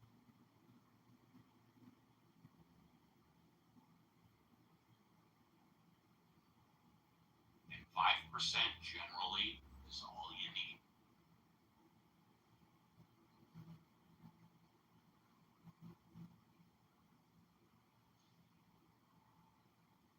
Sometimes 5 inches is all you need, Uncle Steve, depending on who the woman is. That's exactly right. Thank you, Reverend Scott.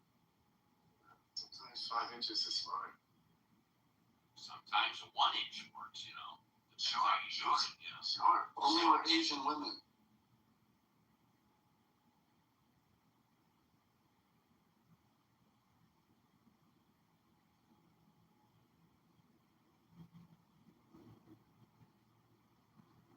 I think that the Democrats would bring DSA here. And I'm such a slut for authority. I think they should run DSA candidates for the next 2 years, leading up into 2028, and nominate someone with the same mindset as Mamdani.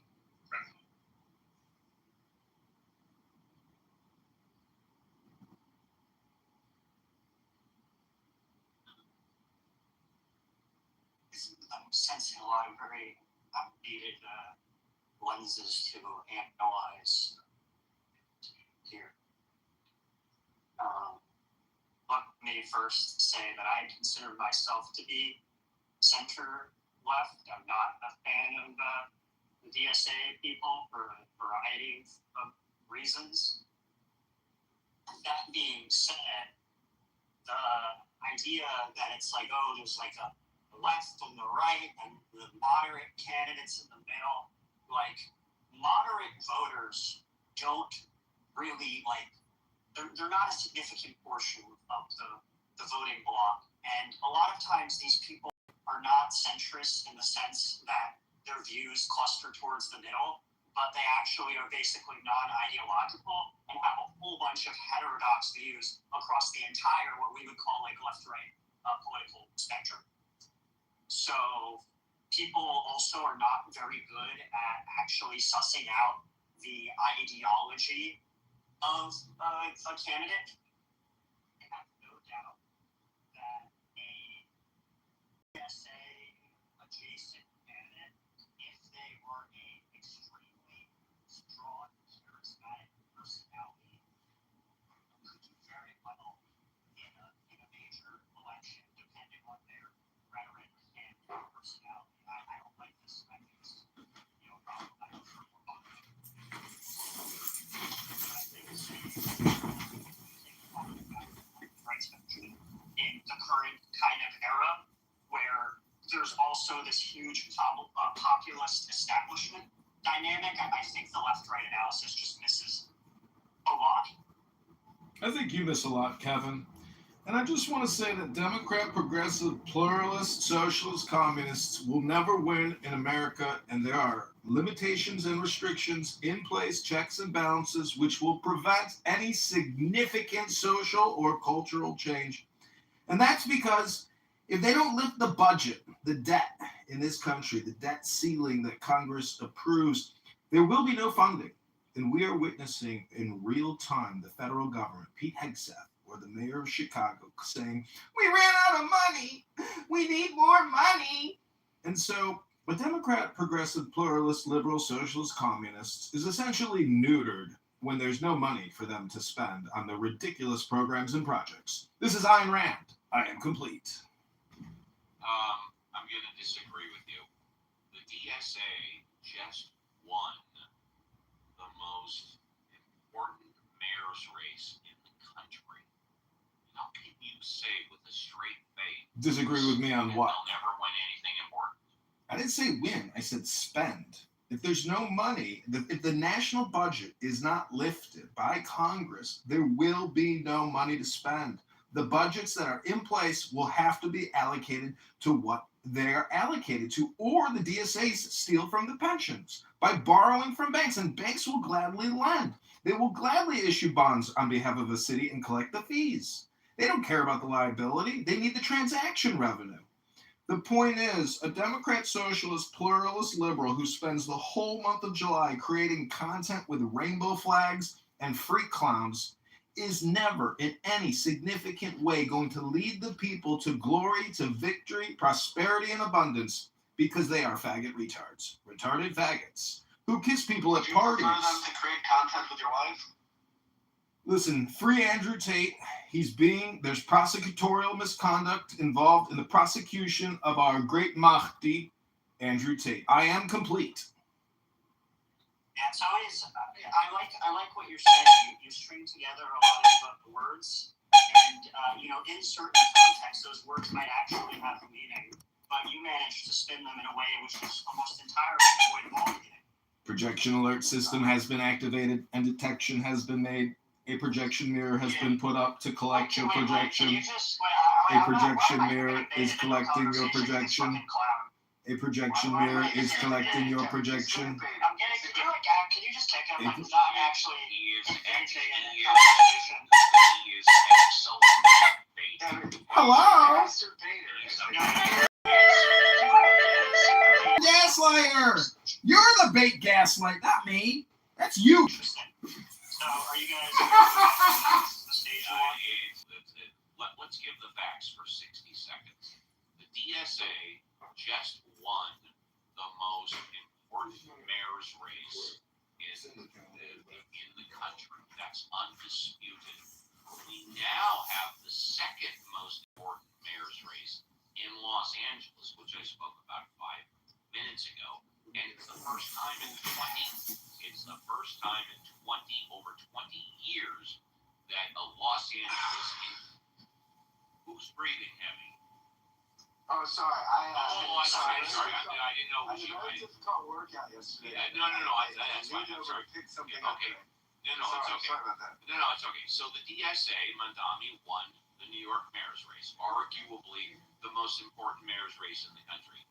We now have the Los Angeles mayor's race for the first time in over 20 years, where an incumbent Los Angeles mayor has been forced into a runoff by a DSA candidate, Nithya Raman, and I predict, my crystal ball says, she's going to win.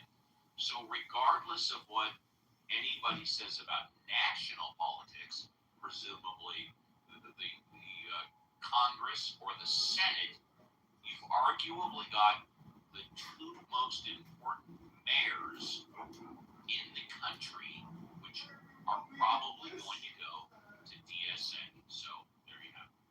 We also, even if you are anti-progressive, anti-DSA, anti-Democrat, I think it would behoove you to actually, not you, Steve, but others, to have like an honest assessment of what people like Mamdani are and the kinds of campaigns that they run, because frankly, a lot of the critiques just fall very flat. I think that when somebody is, we're calling somebody, like socialist or communist, like the guy did not run on a platform of, seizing the means of production, for the working class, for the workers. He's basically running as like a, FDR style, I guess you could say, or like early, 20th century progressive style. Basically, we're going to just like do more social programs. none of the programs that he mentioned, even for like radical ones or ones that I think are kind of stupid, like the pilot program for public grocery stores. Like, this is even something that already exists in a few capacities. There are state-owned or municipal-owned grocery stores in a number of rural places where there wouldn't be sufficient like market demand absent that, and then also a ton of states in the United States of publicly owned liquor stores. So I mean, I think it's a stupid proposal. But then other stuff like free buses, plenty of places have like heavily subsidized or free public transit. You can make an argument if it's good or bad, but it's really not that extreme. Free universal. Not that extreme when somebody else has to pay for it. Not very extreme. You're just an altruist. That's what altruists say. They say it's not extreme. It's no more extreme than It's universal. not extreme stealing and taking from other people for other people. That you're sacrificing. Why free pre-K is significantly more extreme than free K through 12. I'm going to give you a convincing argument why I think the Obama and the DSA candidate for mayor of Los Angeles is going to win. Last year, when the alleged was caught on film, laying in wait, and then shot this guy in the back, basically assassinated him, that the poll for voters 18 to 34 in America, registered voters, 40% of them said they approved of Mangione killing Brian Thompson, basically assassinating him, basically shooting him in the back. I was blown away. I couldn't believe Well, Steve, you gotta understand psychology. Look at Dillinger. Go on mute. Okay, can you tell McZed to also go on mute? That's your second warning. You're letting the troll stay on stage. Well, that's up to I'm not going to kick him. This is How Reverend do we Scott. remove someone from the state? Kicking him would be anti-Semitic. But I will only take 60 seconds. If this were to have happened 50 years ago, there is no way that there would be a 40% approval of shooting somebody in the back, basically assassinating the guy in broad daylight. But you have a 40% approval of Mangione shooting Brian Thompson in the back in broad daylight. And this is why the DSA is going to start really taking over the political compass, pardon the pun, because this is what these voters think. They don't think like me. Kick me! Fucking retard! What the fuck I'm talking about? I'm an idiot. I'm a stupid fuck. I don't approve of assassinating people in broad daylight. But 40% of registered voters, 18 to 34, approved of what Luigi Mangione did. I don't want to be a pedantic, but would you mind sharing if you know like the exact wording of the question by any chance? No, the answer, it's an excellent question. The answer is no, but if you take a look at the polls that came out 1 month after the murder, or the alleged murder, 40% of 18 to 34-year-olds approved of it. But the answer is no to your question. Okay, on that, I mean, I would first say I agree with you. I think it's absolutely disgusting that anybody would defend what happened. I think Brian Thompson is a much better person than Mangione ever was, based on reason. And also, that's just not how we do things here. That's like a very strong view that's like third world shit to me. With that being said, I think one thing we might be confusing here is that is like all the support for that is concentrated on the left wing, this is like an opinion you'd have if you're only looking at things, or like not at all fans of the big insurance companies. And this is, I would need to find exact person data on this, but to speak a little bit particularly, I remember looking at right-wing YouTube channels where this happens, specifically like Daily Wire stuff, Ben Shapiro's podcast, Matt Walsh, and they were all saying, this is a terrible guy was shot, which I agree with, was terrible. But a lot of their own fans in the comments are saying, like, no, like, basically, like, fuck these people. Like, these people make, like, I pay so much money in insurance. They make money by denying people coverage. Like, the upset with the health insurance industry is not, something that is exclusive to the insurance political left. And insurance is a scam. That's why I say America. Also, I wouldn't extrapolate this out to say that this gives DSA candidates a high likelihood of winning because there's a lot of support for this. Once again, my previous point, which wasn't really addressed, I think we're heavily over-indexing on ideology here. Voters are not good at determining the ideology of the candidates. Voters don't really understand ideology, and a huge percentage of voters are basically partisan, non-ideological. I would ensure that most voters are able to identify key aspects of a candidate, like just by advertising to the voters. Let's say I'm a Republican and there's a candidate against me who says, oh yeah, trans kids deserve the right to have like operations on them. Just one message like that is going to get a voter to understand their social policy very quickly. Would you agree with that? I would largely agree with that.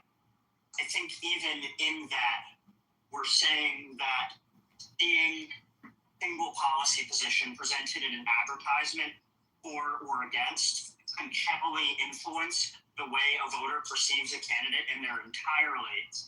And to the extent to which the messaging we see on TV is accurate, then voters might be able to assess ideology. But I think largely these things are inaccurate on all sides.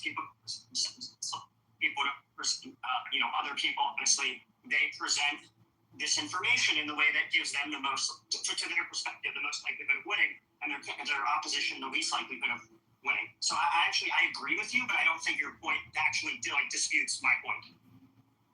Your point is more so that middle of the road voters, or voters in general, are not as well versed in politics. When they see someone, they're more persuaded by their aura, their charisma, how they present themselves, and just the surface level aspects of them.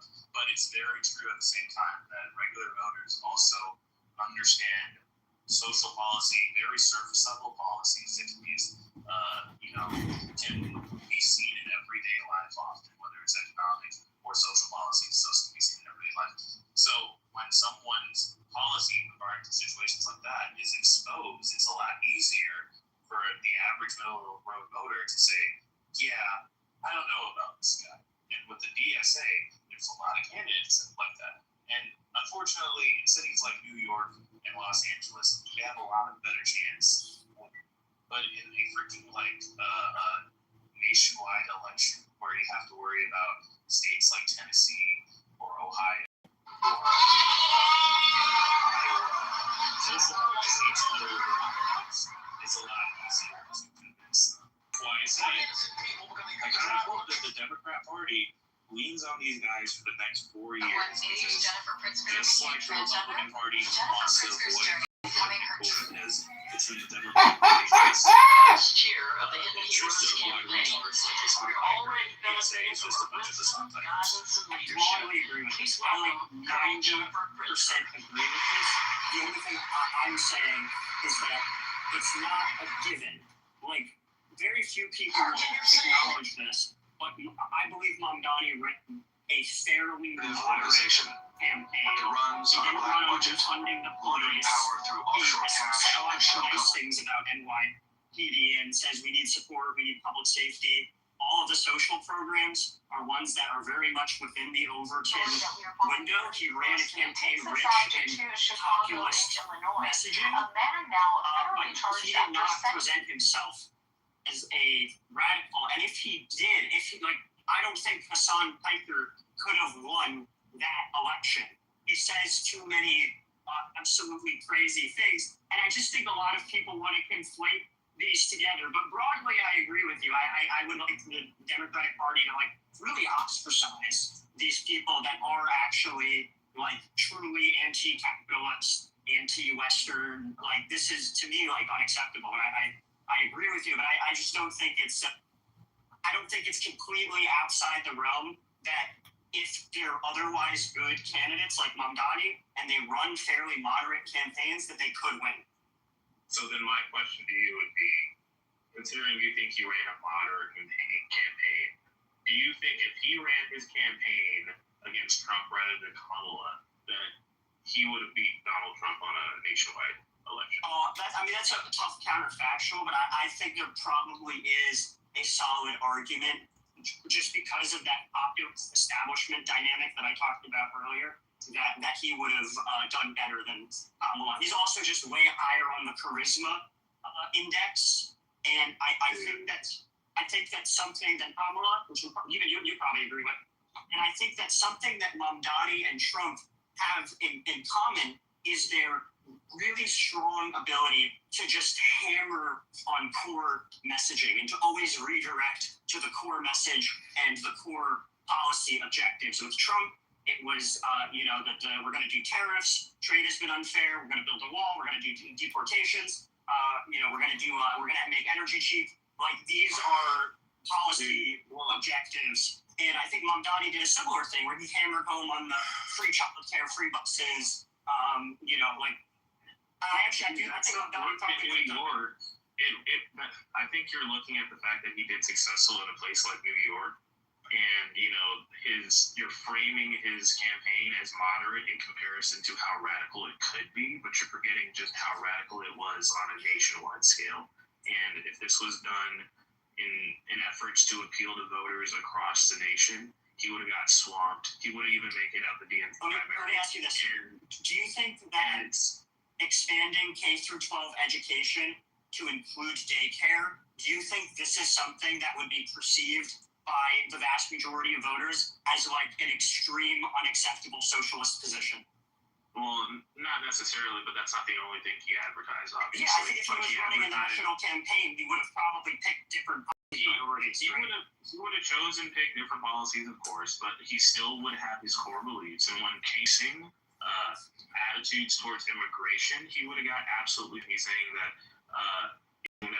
he didn't want to outlaw the NYPD, but he's obviously got opinions towards police. But now we're doing a little bit of time traveling, because I think saying those kinds of statements about ICE today are very different than had he been saying those statements about ICE pre the previous election and pre all of the ICE stuff that has happened. I did like I said. You're asking me. Okay, that's great. You're asking me on anti-Israel. Okay. You're asking me a counterfactual. De Blasio ran on universal child care as well. It's one of those things that they offer all the time. That was basically De Blasio already provided it, by the way. These were empty promises that are unlikely to be fulfilled. I don't think you're. Okay, it's fine. I don't. The last thing I'll say is I don't really think the counterfactual can be answered, because I don't know what a national Mamdani campaign would look like. What I can say, though, is that I do think a very progressive person with his level of charisma and messaging could potentially do very well, despite being on the further left end of the political spectrum. Because I really do think charisma and messaging and policy selection are like that important. Well, that is true, but the window, the Overton window of U.S. politics has not shifted so radically that the positions that Mamdani advertises will be appealing on a national scale, regardless of his charisma.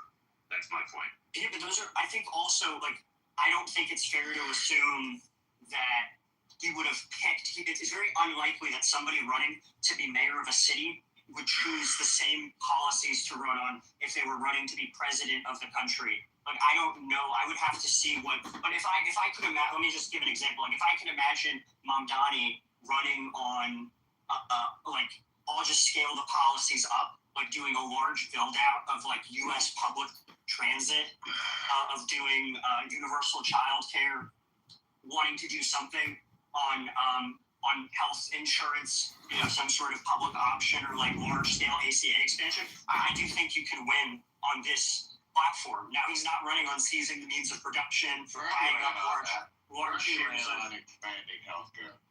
Yeah. Why don't, with all due respect, very quickly, why don't we get realistic?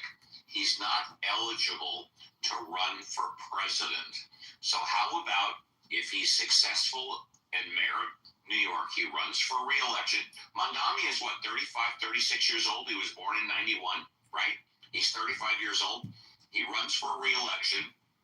He gets elected for a second term as mayor. That takes him to 44, 45 years old. And then he runs for United States Senate. And then he gets elected by New York as a senator. Let's get real. Communicate these plans to the local rabbis. The whole point of this is to show that the DSA is grabbing a foothold of the Democrat Party. Not to the extent where they're taking over, obviously, but they're getting more influence. And my entire point was, if there's more Mamdanis, the DNC is cooked, and I kind of want that to happen.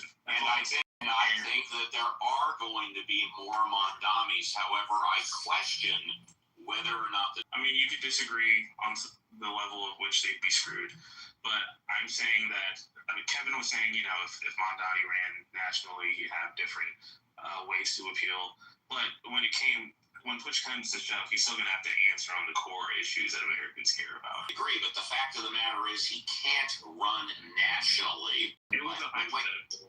But when we talk, I understand, but when we talk about more Mamdamis, let's get real. We've got Nithya Raman in Los Angeles, who I predict, and obviously my crystal ball could be wrong, is going to become mayor of Los Angeles at the end of the year. There's your next Mamdam.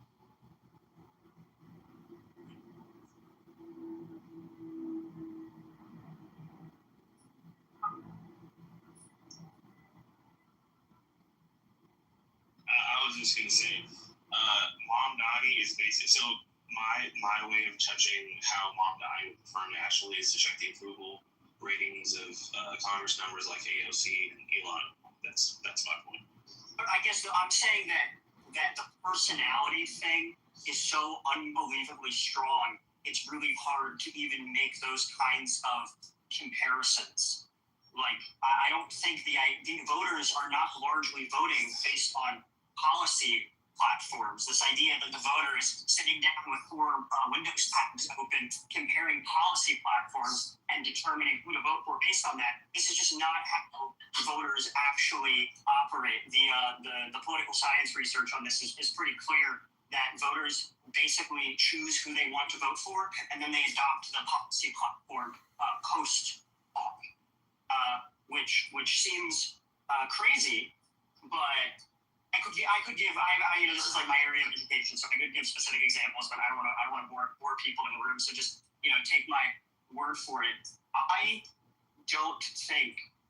think that these candidates that are running, we are in a populist era right now, and populist candidates have an advantage. If most people think that the establishment is not working for them, almost by default, people are going to gravitate towards these kinds of candidates that are speaking up against the establishment, that are saying these people are crooked and corrupt. This is why Trump did so well. If Trump, has won multiple, like the idea that a Mamdani type figure is just outside the realm of possibility, I don't understand how this could be your worldview. And I say this as someone who is I consider Mamdani very, very much to my left.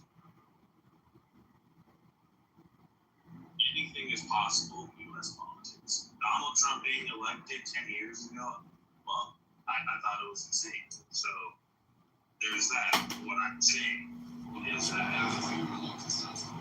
doing all of the things to change the truth and tourism matters, voters are drawn towards populism. There's much more that I feel you're kind of challenging for, which is that the policies at the end of the day will be things that people judge their decision on. If you look at polls for a lot of voters based on Kamala Harris is radical in comparison to Donald Trump. And it wasn't just because Donald Trump was a populist. The fact that, like, Donald Trump had already been president, and we had seen what he had done before his first term, as much as it was like anti-establishment, it was nothing like the most radical populist movement. So there was much more going against Kamala because of her policies. And if she was to say things, she'd be talked to everyone from PSA is going to be in the same position in there. And the thing is, Kamala has no opinion. It's just a fucking run for politically unless they're a really good politician. I don't think they're going to be able to lie to them. They believe that's all I'm saying. Do you think that would be an advantage or a disadvantage? Because I think one of the things that there was a lot going against Kamala in the election. Mainly that there was just a global tidal wave against incumbents in the inflationary environment. I think one thing that voters did not like is that she was seemingly unwilling to alienate any of her voters. And at a certain point, you do have to say, like, these are my positions. Even if you disagree with some of them, I still hope you vote for me. And she was unwilling to. I just don't think the policies meant for whatever reason stopping this was for getting ourselves on it. I think the gulf between perception of radicalism and what the actual policy positions are, I think that these things can map onto each other, but they certainly don't. I think Obama was perceived as being far more radical than he actually was. I think he was a fairly moderate candidate and president in the scheme of things, yet he was constantly called a socialist and a communist. And I think that people like, Trump, second term Senator Trump, ran on a fairly extreme policy platform. I mean, global tariffs, for example, that's an extreme position by any stretch. And he was perceived as more moderate. I just don't think voters are good at assessing how extreme the candidate is, and I actually don't think they care about this.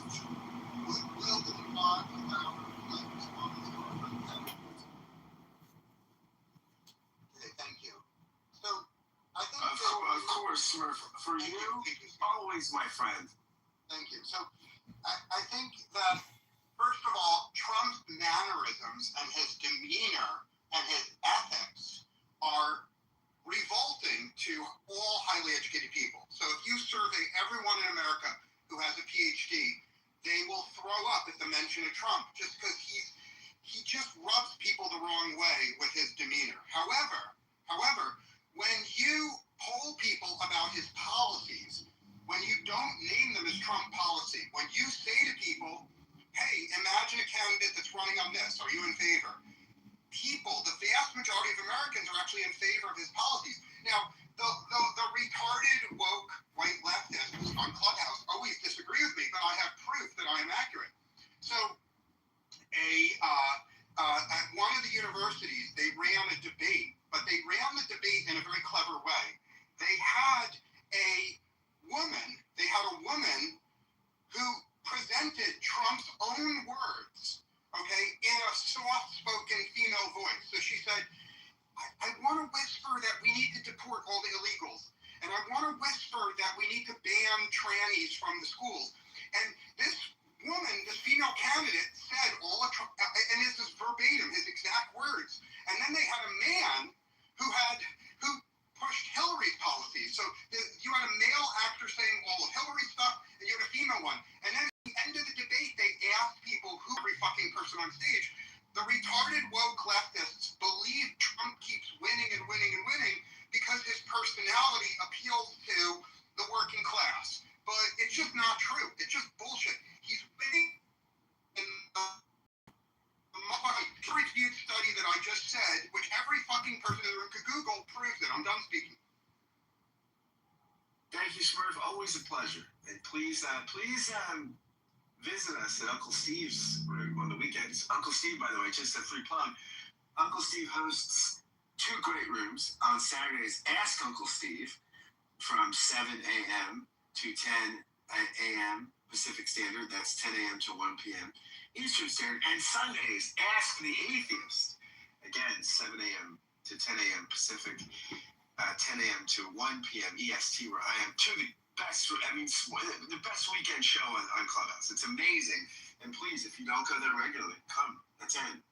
It's fantastic. And Smurf attends, as does Caleb and Marshall and others. It's wonderful. Uncle Steve, you want to plug your room out?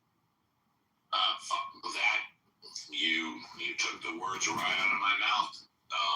We hope that all of you will attend. We're going into our 6th year.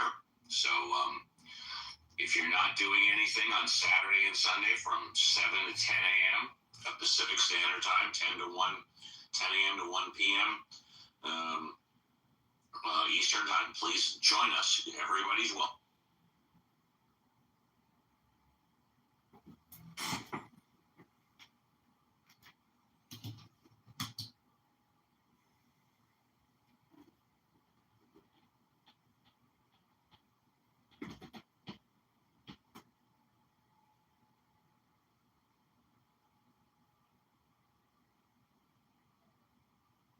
All right. Smurf, anything else for us, buddy? You're on fire today. You were great with politics. You've been great with Philadelphia and Pennsylvania geography and lifestyles. You've been on fire today. We love Smurf. Marshall, how are you doing, pal? Oh, I'm doing great, man. How about yourself? How are you doing? I'm all right, pal. We're just talking a little blood libel today, and as Christians, we're concerned with the history of anti-Semitism. We do not like blood libels. No, we as Christians do not. We as Presbyterians in particular do not like blood libel. We don't like it. I'll answer you succinctly, Scott. So since people were criticizing what I said, I posted a link in the room chat that shows a soft-spoken, kind-hearted female Donald Trump kicking the ass of a male Hillary. And any honest person in this room should read it. It'll probably change your priors. Separately, I'll be succinct here. The most popular policy of Trump, by far, when you survey Americans today, is his policy on trannies. The Trump tranny policy of not allowing people with penises into the female locker room polls at 80%. And the Trump policy of not allowing people with penises to compete with little girls in sports polls at 70%. So I think America is gifted. America has the providence of God smiles on America. The providence of God has persuaded all of the white leftists on Clubhouse to demand policies that are so unpopular they guarantee that Democrats will lose some elections. So the Democrats are going to lose Michigan. They're going to lose. They're going to lose Maine. They're going to lose a lot of elections because the Democrats have deliberately chosen the most unpopular position in America, and it's unquestionable. It's like religious dogma. I'll post the link. The religion of the Democratic Party is that you must have penises in the girls' locker room, and anyone that says you shouldn't is an apostate to the religion. They're actually risking death by saying it. So America is blessed that the Democrats have chosen to commit suicide by choosing a policy which they know for sure, they know with absolute certainty is going to lose them elections, and they do it because they believe in it. And it's admirable to believe in something, even if it's unpopular, but that's the fact. And I have multiple links that prove it, and I would invite all the white leftist retards on stage to try to refute what I'm saying. I'm hoping I'm not in that category of left. I'll just say, what an invitation. All the white leftist retards, come engage me in a conversation. It's really, wonderful. I think he's one of your people. I think he's one of the tribe. Yeah, so what? Just saying. Yeah. Beautiful. I love it. I like him. He is the best troll on the app, and I probably the most interesting troll here. I love him. I think he's the absolute best.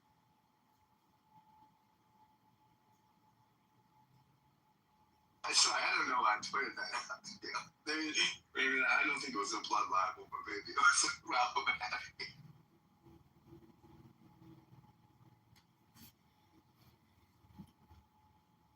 But By the way, the commentary guys, I don't know if y'all listen to this podcast, but it's one of the best conservative podcasts out of Commentary Magazine. Very smart guys. I mean, I often disagree with them on a host of things, many things, but they're great. And their discussion on the blood libel stuff, the history of blood libels, how this is a contemporary blood libel, I thought was actually outstanding. It's yesterday's podcast. If you wanna find it, it's in the title is Book of Mamdano, and I will put the link in the. I think you're correct. It is a blood libel, Scott, and to be succinct, throughout history, blood libels precede genocide. So basically, if you look at the Hutus and Tutsis, which everyone in the room should Google, one group of Africans, for reasons I don't fucking even understand, hated another group, and they were psyching themselves up to kill them with machetes. And the first step, you see, because most people are good and honest, most people will not agree to participate in mass killing, and let's persuade them that it's justice. So no murderer in modern history has gone before his people and said, we must kill these people because they're weaker than us. We're strong, they're weak, so let's kill them. That's not how it works. There has to be an invented grievance. So in Africa, in this case, the Hutus and Tutsis, they invented some totally fake blood libel, exactly the same as the blood libel that Mamdani has invented. They had the radio stations transmit this blood libel. And then after they transmitted for a few weeks, then they said, okay, we're going to go gather machetes. And no one in the room may remember it, because maybe I'm older than the other people in the room, but because of this blood libel, they motivated people and they hacked 900,000 people to death with machetes. 900,000 people. And obviously, this was a true genocide, but all the liberal retards in this room who claim that there's a genocide in Gaza, right? They didn't give a fuck about the genocide in Africa. You know why? Because they didn't give a fuck about the genocide in Africa because they couldn't blame it on a group they hate. To the people in this room, it was one group of Africans killing another group. They didn't give a shit, right? Even though that was a real genocide of 900,000 people. Instead, the white leftists want to talk about a fake genocide of like 40, 50,000 people. And that happens over and over again. And I'm going to land my plane in a second. In Africa today, I think in Congo, one group of Africans has already killed 1 million other Africans, and no one in America even gives a shit. If you go to all the people that claim to care about Gaza, they don't give a fuck about the 1 million people killed. They don't give a fuck about real genocides. They only give a fuck about fake genocides against people they hate. So fuck them, bring them on stage so you can debate them. I'll debate you, Homer, in a very respectful way. God, Matthew, why don't you do a little debating? Well, I've heard the argument before that, look, I'm no idiot. I know anti-Semitism is 1,000% real. And there are people, they're just going to hate Jews, and they're going to look for reasons to hate them. 1,000,000%. But I do think there are people, and they've been described people on the left. I don't know if that's actually true or not. And it really depends on the person. But I think there are people like me who genuinely like Jewish culture and genuinely interested in Jewish history and appreciate the Jewish people for all they've done. All they've done for the world. Disproportionately, I feel like the Jewish people have contributed tremendously to the world in many, many different ways. At the same time, I think it's perfectly plausible to not be anti-Semitic whatsoever and to criticize some of the things that Israel has been doing. I realize that that Israel has a very, it's you can't compare it to the United States or Canada with our giant oceans on either side. Israel has a very small margin for error. It's basically landlocked. I mean, it is against the ocean, but it's pretty much a wall, and it's surrounded by cultures and people that don't always appreciate it, to say the least. However, I do think what happened in Gaza, it is atrocious. I think it is horrible. And for those people who say, you know, there's different standards set for Israel than, for example, places in Africa. I do agree with that as well. I agree with that as well. And if I were Jewish, it would be very difficult for me to split the difference between people who are not anti-Semitic, who don't like seeing terrible things going on, and people who just want to find a reason to hate Jews. So I understand, from a Jewish perspective, from being picked on since the beginning of time, the criticisms of Israel can look anti-Semitic. I understand that. I get that. However, not all criticisms of any kind of criticism of Israel is said. I don't think accusations of being anti-Semitic sort of have the same gravity as it once did. You know, there are news reporters, very popular newscasters coming out and saying, "Hey, I'm proud to be called anti-Semitic because that just means that I'm on the right side of history, and there's too many people trying to be by saying that we've caught on to this game." So it's a complicated topic, and to be honest, I think we shouldn't generalize about wrong. We shouldn't generalize about people who certainly not about Jews. We shouldn't generalize about anything. I think I just was saying that's great. I think it's certainly not critique policies of the government. These are government. I mean, there's in 2003 in a time, Sharansky, a former Israeli politician and human rights activist, developed this framework to distinguish proper political criticism of the state of Israel from anti-Semitic rhetoric. He had the three Ds: delegitimization. So does the rhetoric in question deny the Jewish people their fundamental right to self-determination, or claim that the state of Israel has no right to exist, right, which we heard all the time on the left. And I say that's demonization, portraying Israelis or Zionists as evil, malicious, or subhumans, comparing Israeli policies directly to Nazi Germany, which I've seen done a lot lately. And three double standards, applying selective, harsher moral scrutiny to Israel while ignoring identical or far worse human rights abuses committed by other countries. This happens all the time. So I think that all this stuff combined happens all the time. So it's not that criticism of Netanyahu or any specific policy is inherently anti-Semitic, but very often it is dressed up in this sort of. Can you repeat that third D again? Because I don't even agree with the first two. Yeah, there are these double standards. So applying selective, harsher moral scrutiny to Israel while ignoring identical or far worse human rights abuses committed by other countries. So you don't hear the left talking about killing of Christians in Nigeria. You just don't get. I've never seen. There were no street protests where we killed tens of thousands of people. There's just one street protest, right? There's nobody on the left raise a word of protest, right? I mean, so this kind of stuff. There you go. And again, these are not my words. These are Sharansky's. Right. Let's go back to the first two. The first one was delegitimization, right? Does criticism, basically disregard the state of Israel's right to exist? Is that right? Yeah. Delegitimize the state of Israel's right to exist. Right. Does North Korea have the right to exist by that guy's standard? Good question. That's a good question. I don't know what his views are on North Korea. But Because if the answer is no, then he's inherently creating a double standard himself, which now goes to automatically discredit these three Ds, or at least the first one.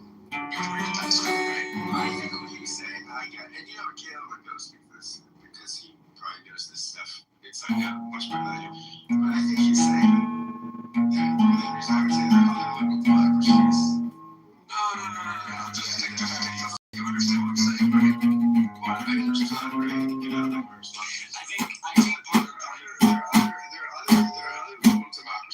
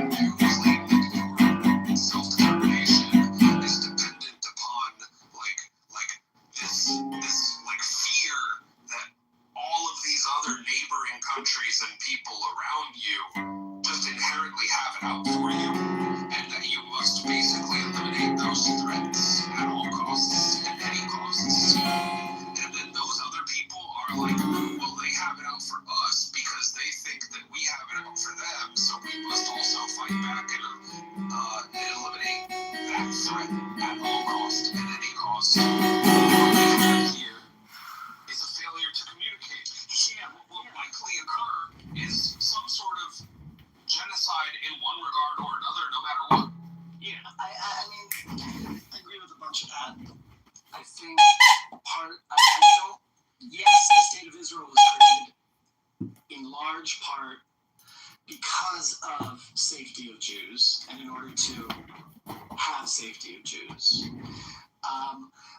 But the national identity of the people of Israel, of the Jewish people, did not begin with that phenomenon.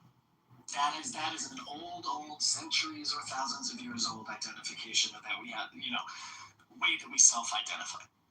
I think that's really important to mention. So, look, modernity promised the Jews safety in majority societies. They lied. And that's why we need a state of Israel. Why did the state of Israel have to be where it is? Where else are you going to put the Jews? The most natural place for the Jews is in the place where our civilization and culture originated. Or maybe it would have been where the largest political congregation of the Jews that were lobbying for the creation of the nation state of Israel already lived, which was in the West Europe, the Western Europe area. So maybe they were looking for a sovereign European country. Maybe perhaps after, they weren't looking for a sovereign European country is partially what I'm getting at. Why not? They already lived there. They didn't, because that place was hostile to them. Well, so is this place. In fact, this place is so hostile to them that they deem it necessary for them to be hostile to everybody else in response. Okay, so there is an argument there. I think there is an argument today there that regionally speaking, as far as the neighborhood goes, yes. They put the country in a neighborhood that was already antagonistic. But here's the same for a long time. Hold on, hang on. I think that's fair, right? There also was a resistance to even the presence of any kind of Jewish political entity there, right? So it's not. I don't think it's only about the Jews or the Zionists choosing a different place, but it was. You have to understand philosophically about Zionism and philosophically about Jews for 2,000 years. There you go. This all goes back to a religious philosophy. It's not a religious thing. No, it's not a religious thing. For thousands of years, the people amongst whom we lived told us we were from Palestine. That's what they told us. You don't belong here because you're not from here. You're from that other place over there. And what happened to all of the people that were living where the state of Israel already is in Palestine when those Jews decided to move back to that Palestinian? You're absolutely right. They still live there. They still live there. Yeah, they actually do still live there. But look, Florida, I agree that my self-determination does not have to come at it should not come at the expense of somebody else's or be accomplished through criminal means. Okay, I agree with that. Okay, and it's also the case, right? I just want to push back on the religion thing. They told us we weren't from Germany. They told us we weren't from England. They told us we weren't from Morocco. They told us we were from Palestine. And then we go back to Palestine and they tell us we're not from there. This is a problem.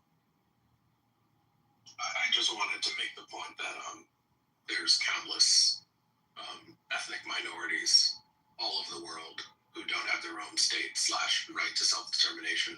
I don't believe such a right exists. I mean, people can fight for it, right? They can fight for a state, but you have no inherent right to have a state. Nobody does, right? If that was the case, there's a whole bunch of states that don't exist anymore. Yeah, and this is not something we don't believe that Catalans in Spain have a right to a state. If they decided they want to have one, they're not going to be able to carve out the territory of Spain and get one. That's not going to happen, right? Native Americans have no state in the United States. They're never going to get one. Right? It's not going to be a thing. I don't buy this for even a second. There's all sorts of the borders in all of the sub-Saharan African countries. None of them recognize rights of statehood to various ethnic groups in any of those countries. Right? So, no, people do not have some inherent right, which we recognize across the board, for all peoples to be able to self-determine, because if you do that, it just like devolves into like it's a never-ending cycle of like splitting up of states. Every individual. I think what we see, I think the whole principle of international law kind of rests on this idea of territorial national sovereignty, and what have we seen? Lots and lots and lots of new nations formed. Last 100 years, most of the nations on the planet are new in the last 100 years, right? Because of this exact idea in modernity. So, wait, before you guys keep going down this road, Caleb, I engaged with, but you never answered my question directly, succinctly, and I'm just going to repeat it again. Okay. Does North Korea have a right to exist in the same way that Israel? I think so. Do you really think so, or are you only saying that to try to be like ideologically consistent for the purpose of an argument? I mean, I appreciate the question, but yeah, I think so. I really do think so. I think Koreans are a nation. Yeah, like Chinese are a nation, and Japanese people are a nation, and Jews are a nation. Okay, well, did we apply this same level of ideological consistency to the nation of Korea before it was split into two Koreas? Look, the split maybe doesn't have to do with that. Look, the split is about something else. But you would have to create a situation where, like, outside countries enable the Palestinians to cede half the territory of Israel, right, and control it, and they consistently support They did that. That's called the 1947 Partition Plan in the United Nations. They did that. They were offered a state the same way at the same time that Israel was offered a state. They chose to reject it. My point about the splits of, like, you're right that there's no empire, right? But, like, I specifically mentioned the borders of African states, none of which follow the lines. They're all European constructs. None of those lines follow a line that would tell you they're not ethno-states. They don't follow a line that says that this population has self-determination. It's a whole bunch of populations which would have never agreed to be in a state together, but were locked into a state by a third party. And now those borders are frozen. They don't have a right to self-determination. They were frozen. They can choose. They can change them if they choose. Yes, of course they can. Anybody can. Yeah, it might happen. You can change borders through war. It might happen through war, but you can. I think that's the notion of self-determination. That discrete political entities get to define how they would like to organize as it relates to the rest of the world. That's my point. If you what's stopping them from changing the borders? What's stopping them? You have to fight. So what's stopping? What's stopping them from that? 1 second. The argument. They don't have to fight. They can make a decision. The argument was that self-determination is this right, which inherently means that you don't have to kill people. You shouldn't have to kill people. Like, it should be recognized by international law that you should just be able to do this thing. But in fact, the only way you get this sort of thing is by killing people, which means it's not really a right? It's force, and that's fine. Like, I'm just saying that I don't believe in this idea that there is some inherent right to a state. It's all force, all the way down. There's a tremendous amount of danger. You gentlemen are absolutely right. There's a tremendous amount of danger in the Balkanization of the world, right? Where my grandfather's from, literally the Balkans, right? Former Yugoslavia. Yugoslavia and the creation of Israel, Palestine, Lebanon, all these areas, they're all basically the breakdown of, the Turkish, the Ottoman, and the empires. They come with a massive human cost. Nobody can deny that, the balkanization of the world. And if every group of people in the world has a right to, self-determination, then essentially what we're saying is that people have the right to fight, and the world has a right to be a very bloody place. That's literally the way it was before. That's Oh yes, literally yes, the yes. way it No, was no, no. reported. This is. I'm just describing the way the world is, right? So if the Quebecers wanted to separate from Canada, according to this line of logic, of course they have a right, and they would fight. And so basically, if we say people have the right to determination, then they have the right to fight and die. They do. I just want to say just one sentence, real quick. Real quick. It is a part of the UN Charter, explicitly. So you might be right on the analysis, okay, but the world, at least as part of the UN, has decided that the idea that only you and your group get to decide what kind of government you have, that's in the UN Charter. Right. So the question is not one of does there need to file self-determination. America never signed on to that, so we don't respect that for a second, right? We'll go into your country. America's not a signatory to the UN Charter. We will go into your country at any time, and we will destabilize your government. You do something that we don't like. I mean, we've overthrown like elected governments in our hemisphere. No, we're signatories to the UN Charter. We're not signatories to something called UNCLOS or the United Nations Law of the Sea. We're not signatories to that, but we are signatories to the UN Charter. Yeah, exactly. I think the question is not like, does Israel have the right to exist?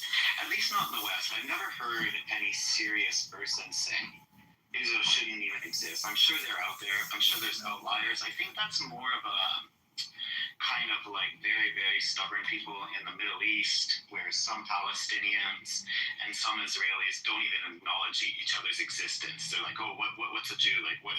Like, you know, there's some people that have extreme points of view. They don't even believe that the other person exists.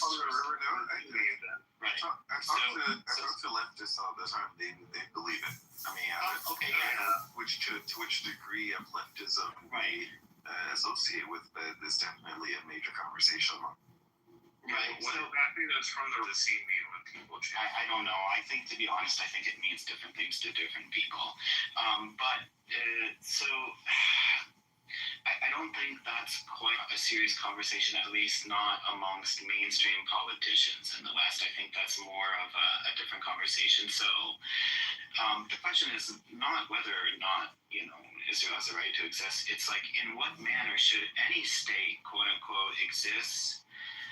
And then, of course, every other state has North Korea has the right to exist, of course, but I don't think any of us would say the way that it exists now is ideal, right? I mean, it would be a better place if everybody there lived awesome and happy lives and it was a high trust society, right? So, I don't know. I mean, if you want to put aside the idea, does Israel have the right to exist or something like that, that's one conversation, but then in what manner should any country ideally exist? Maybe by right to exist. If by right to exist we mean you have the right to utilize force in order to secure your borders, then I can deciding that you are a people group.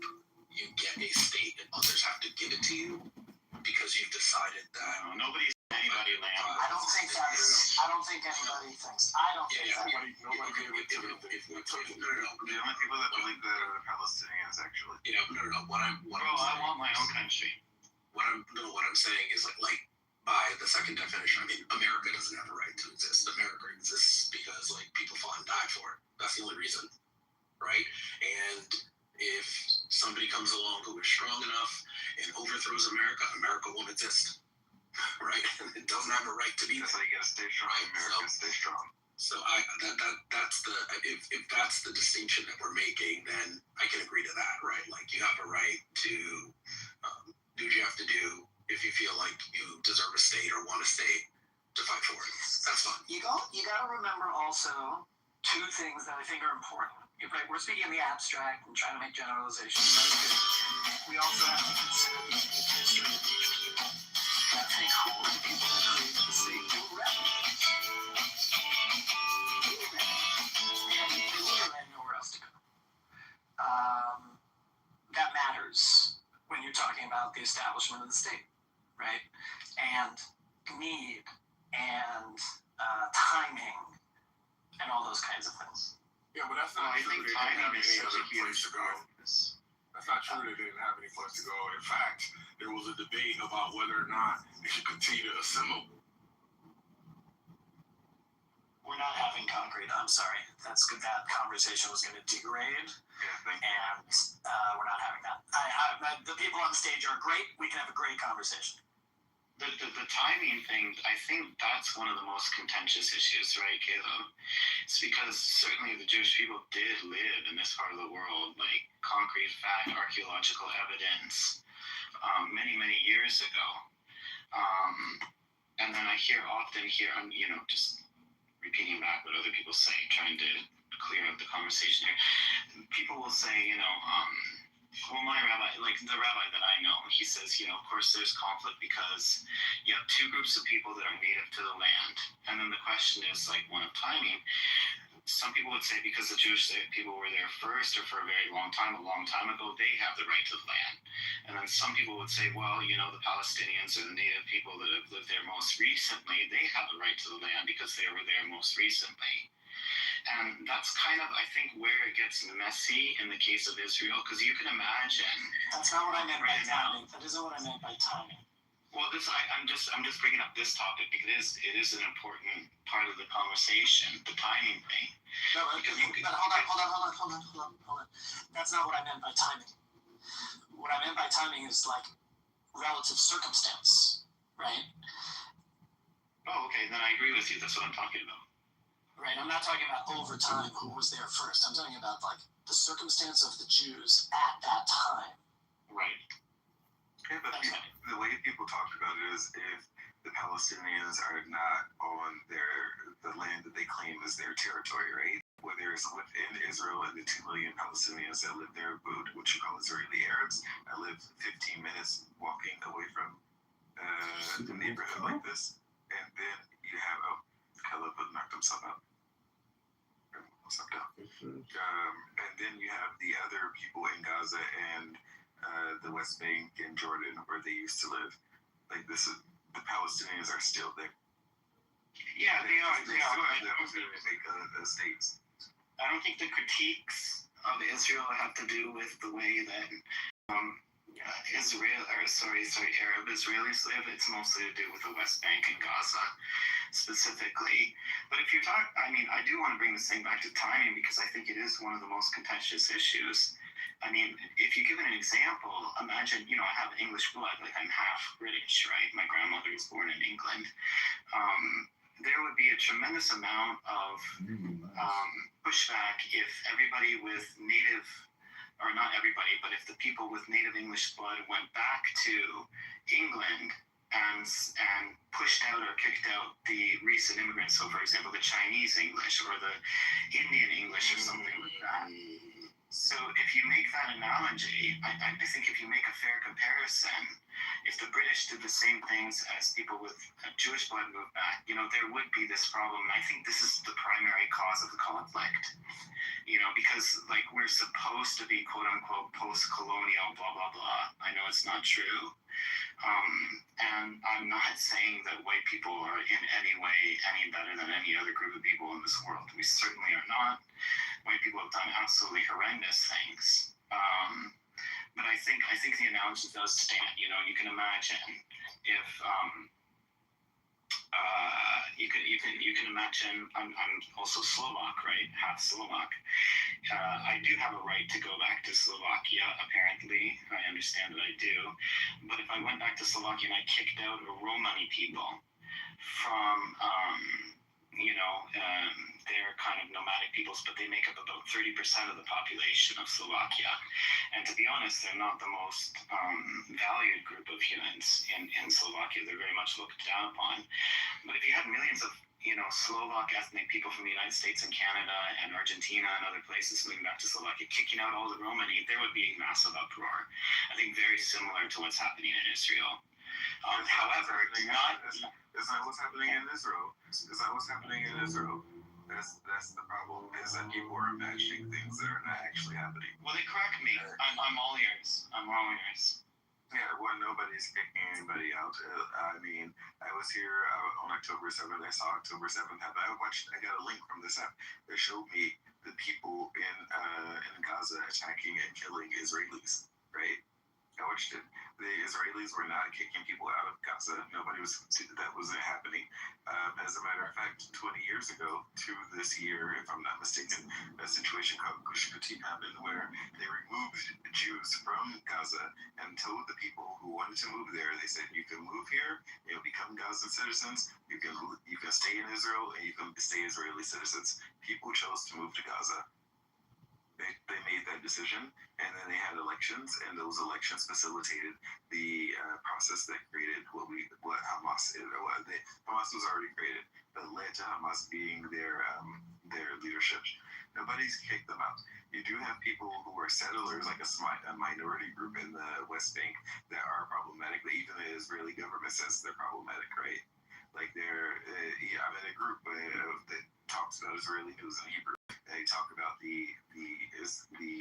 those settlers, but they make up 1% of the population, more or less.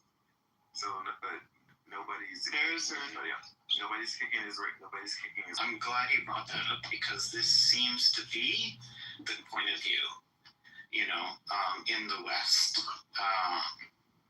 And if what you're saying is absolutely true, then man, Israel has a massive PR problem that it needs. Like you're in, I know. I think you're in Israel, right? So the viewpoint, right? So I just want to give you the viewpoint from the West, right? The basic viewpoint from the West is like, the Jewish people started coming into the Eastern Mediterranean en masse around, let's say, 1900. There were people that were living there before, and a lot of them had been displaced or the land's cut up and they pushed aside. I understand that there's warfare. And if you take the people point of view that all is fair in love and war, then chop chop, there's no more argument. But the people, as you're saying on the left, would say there's all these displaced peoples. And that they don't have freedom of movement. And, there's been a tremendous amount of media coverage of this.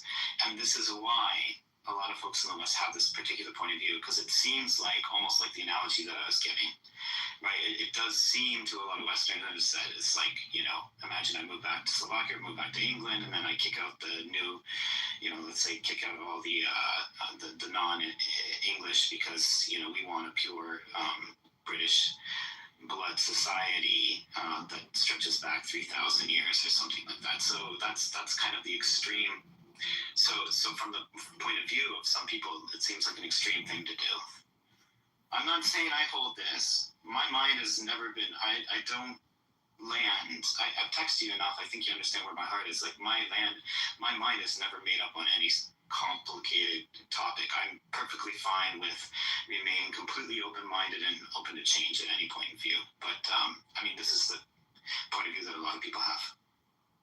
Yeah. So before 1900, there were already about 300,000 Jews living in the Ottoman Empire area, maybe a little more, depends on how we're counting. And many of those Jews were already moving to the Ottoman Palestine region that became Israel.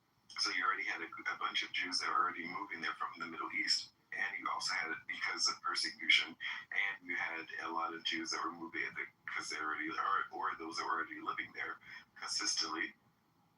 Or you had Jews that were moving from Europe for reasons of persecution. What people don't realize is that at the time, Jews didn't even have citizenship in the territories that they lived in, because for the most part they were in the Middle Eastern countries. At least they were considered dhimmis, right? They had second-class citizen status. They were living in isolated areas for the most part. There were some places where they lived in somewhat integrated areas for some periods of time, but they didn't have like rights or privileges of citizenship like you would sort of presume. Yeah. They were, in some ways, they lived the same way Gypsies did, the Roma people did, however you want to call them. Yeah. Before, like during the time of kingdoms, right, where they were just sort of like roaming around or isolated in particular areas. This because during the collapse of the Ottoman Empire, a lot of the Muslims were kicked out of Europe, of places in Serbia and Croatia and many other places. I mean, some of them stayed in pockets, But as the Ottoman Empire collapsed, they were very much, given a signal, go back to Turkey sort of thing.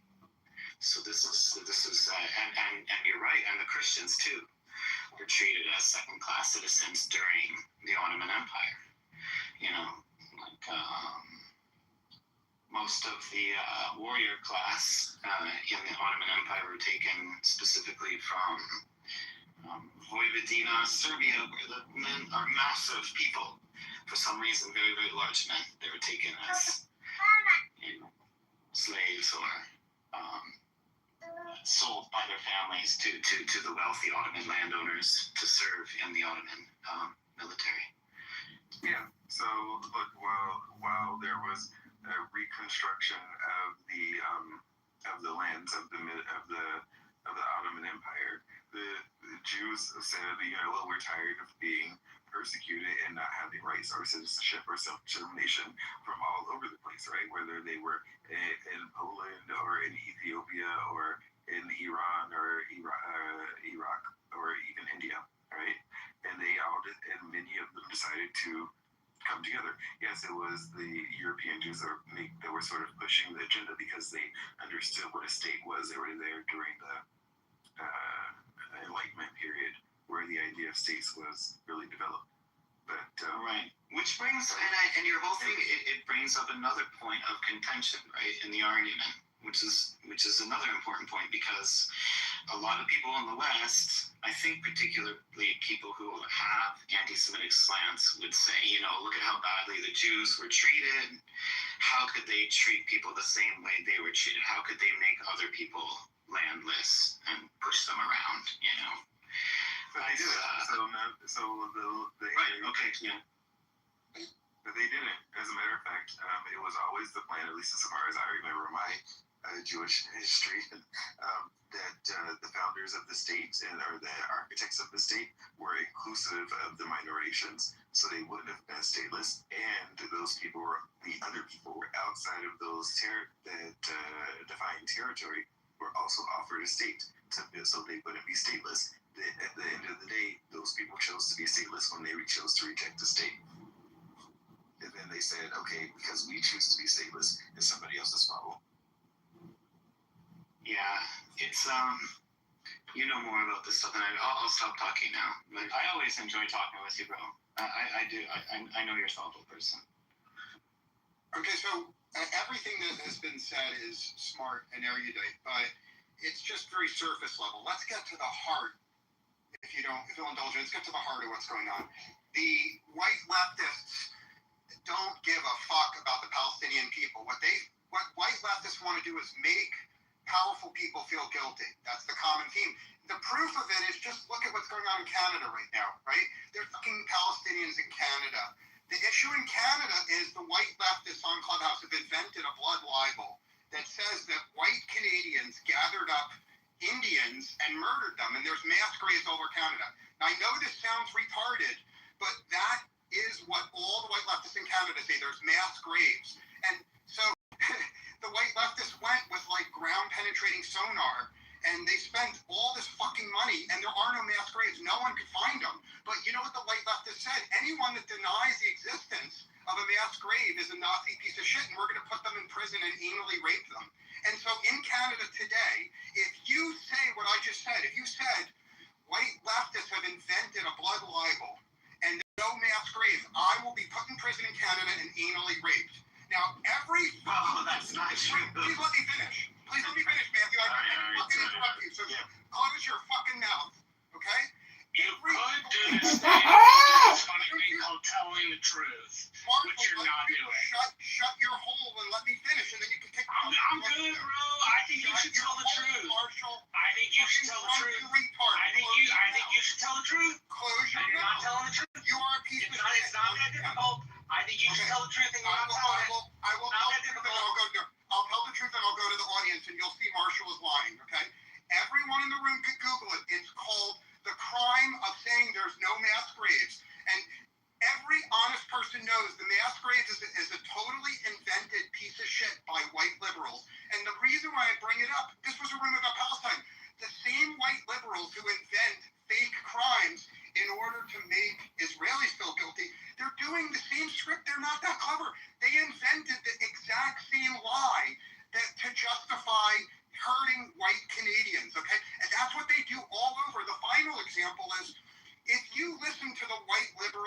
retards on Clubhouse. They will not shut up about how guilty white Americans should feel about slavery. And every white American should feel guilty about slavery. But you know what the white liberals never say? Muslims took more slaves than white Americans. In fact, the number of slaves taken by Muslims... It's irrelevant to the discussion of American slavery. Because it's irrelevant. Can you are mixing terms intentionally to get people to your point of view in a dishonest way. Okay, well, let me finish my point, and then you can criticize it. The fact of the matter is, do you know the term for Russians is called Slav? That's because so many Russians were taken as slaves by Muslims. The number of white people taken as slaves in history is much greater than the number of black people. But the white liberal retards never say it. You know why? Because they want to make you feel guilty. They don't want to tell the truth. When the reality is, Muslim people went to Russia, they went to Ukraine, they took so many slaves, and they castrated them. And no one talks about it because the agenda of every white piece of shit liberal on Clubhouse, without fail, is to make you feel guilty for shit you shouldn't feel guilty about. So fuck them, and Marshall can kick me out like he always does, like a fucking pussy. I never kick you out. No one. Can I address this? I'd like to... Marshall, yes, you're the line. Because I'm the Canadian. A difficult time. Let me address this here. Just a second, Mendo. So, first of all, I don't think it's an... Look, history is long enough, and if you study it deeply enough, you'll find that no single group of people is 100% innocent, and no single group of people is 100% bad. First of all, I think we should view ourselves as individuals. I don't feel guilty for fucking anything my ancestors have done. I don't feel guilty for anything my father's done. Right? But I'm not going to stick up for my father if he does something stupid either. Let that sink in. Try to think that way. And try to get history out there. He's right, 100%. Serbia. Specifically the place where governments did take these, military slaves because the people around this area are massive. Anyways, that's an interesting history. My family was a military family. Very interesting history. What is there mass graves? Depends how you might want to classify mass. Is it true that people that happen to be white that were of the Catholic faith or who preferred it, the Catholic faith, who probably don't represent the values of the average Catholic person? I would want to put them in the same category. Absolutely true. Is it true that Canada's early government treated the Native people absolutely horrendously? For sure. But I don't feel guilty for that. Why should I? Why? Just because I happen to look the same as maybe some of these dudes that were 12 years ago and did horrendous things. Dream of becoming a British officer. And so that's how Nazis managed to seize fit. Can't believe my brother communicated this on my behalf.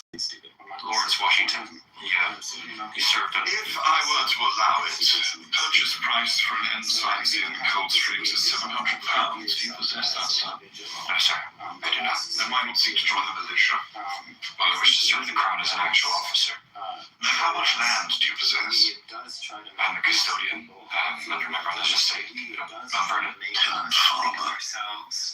Education. I received a full schooling after my father died, sir. But I recently obtained my surveyor's license. To be a British officer, you must first be a gentleman. If I may, sir, how is it that my brother qualified and I do not? He owns Mount Vernon. He was properly educated in England. What's more, he's married to a fair face. Yes, and he has been a great mentor to me. I've studied to become a gentleman. I've even compiled all I've learned. Goodness, man, how much do you write? Well, I compiled it from other books. It's called Rules of Civility and Decent Which is to say you plagiarize it. No. Well, yes, but... Imitation of great men does not make you one. I ask again, sir, how may I become a British officer of the Crown? You cannot. There must be a path. There is not. For you. But please, stop writing me letters.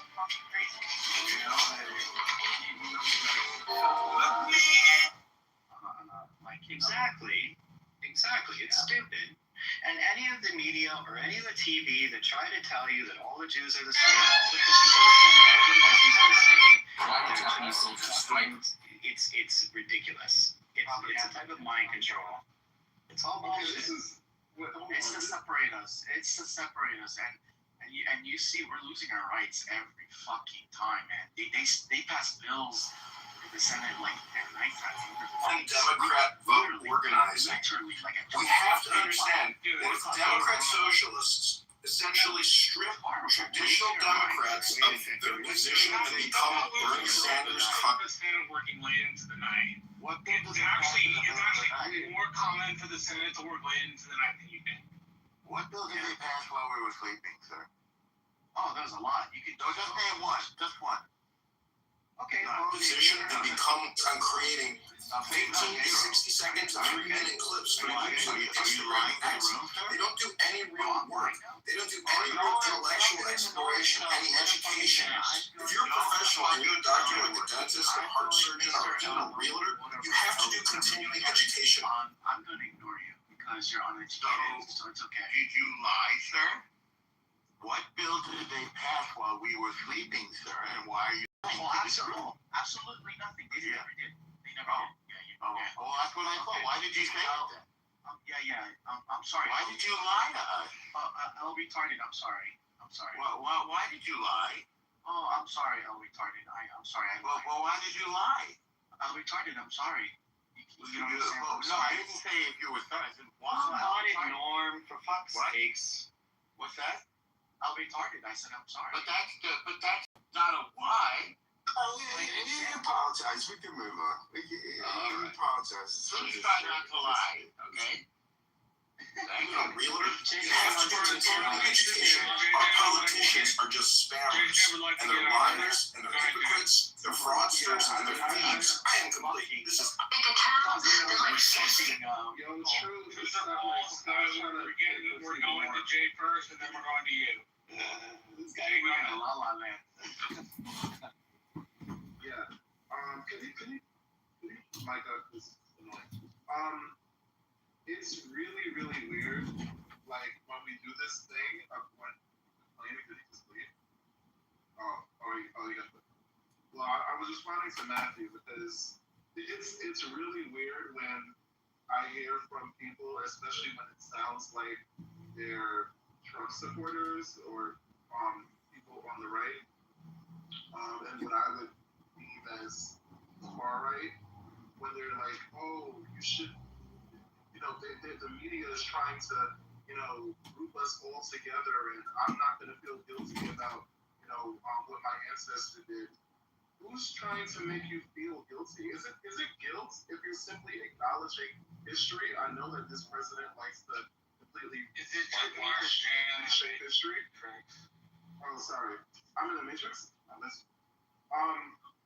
Can you hear me right here? I actually agree with you. I agree with the history, guilt tripping, if it's factual information. Assuming and implying, or just attempting, right the wrongs of history based on your arbitrary point where you feel like that begins, is the fucking problem. So JJ, I like that. That's kind of what I'm saying. Well, I'm not really done.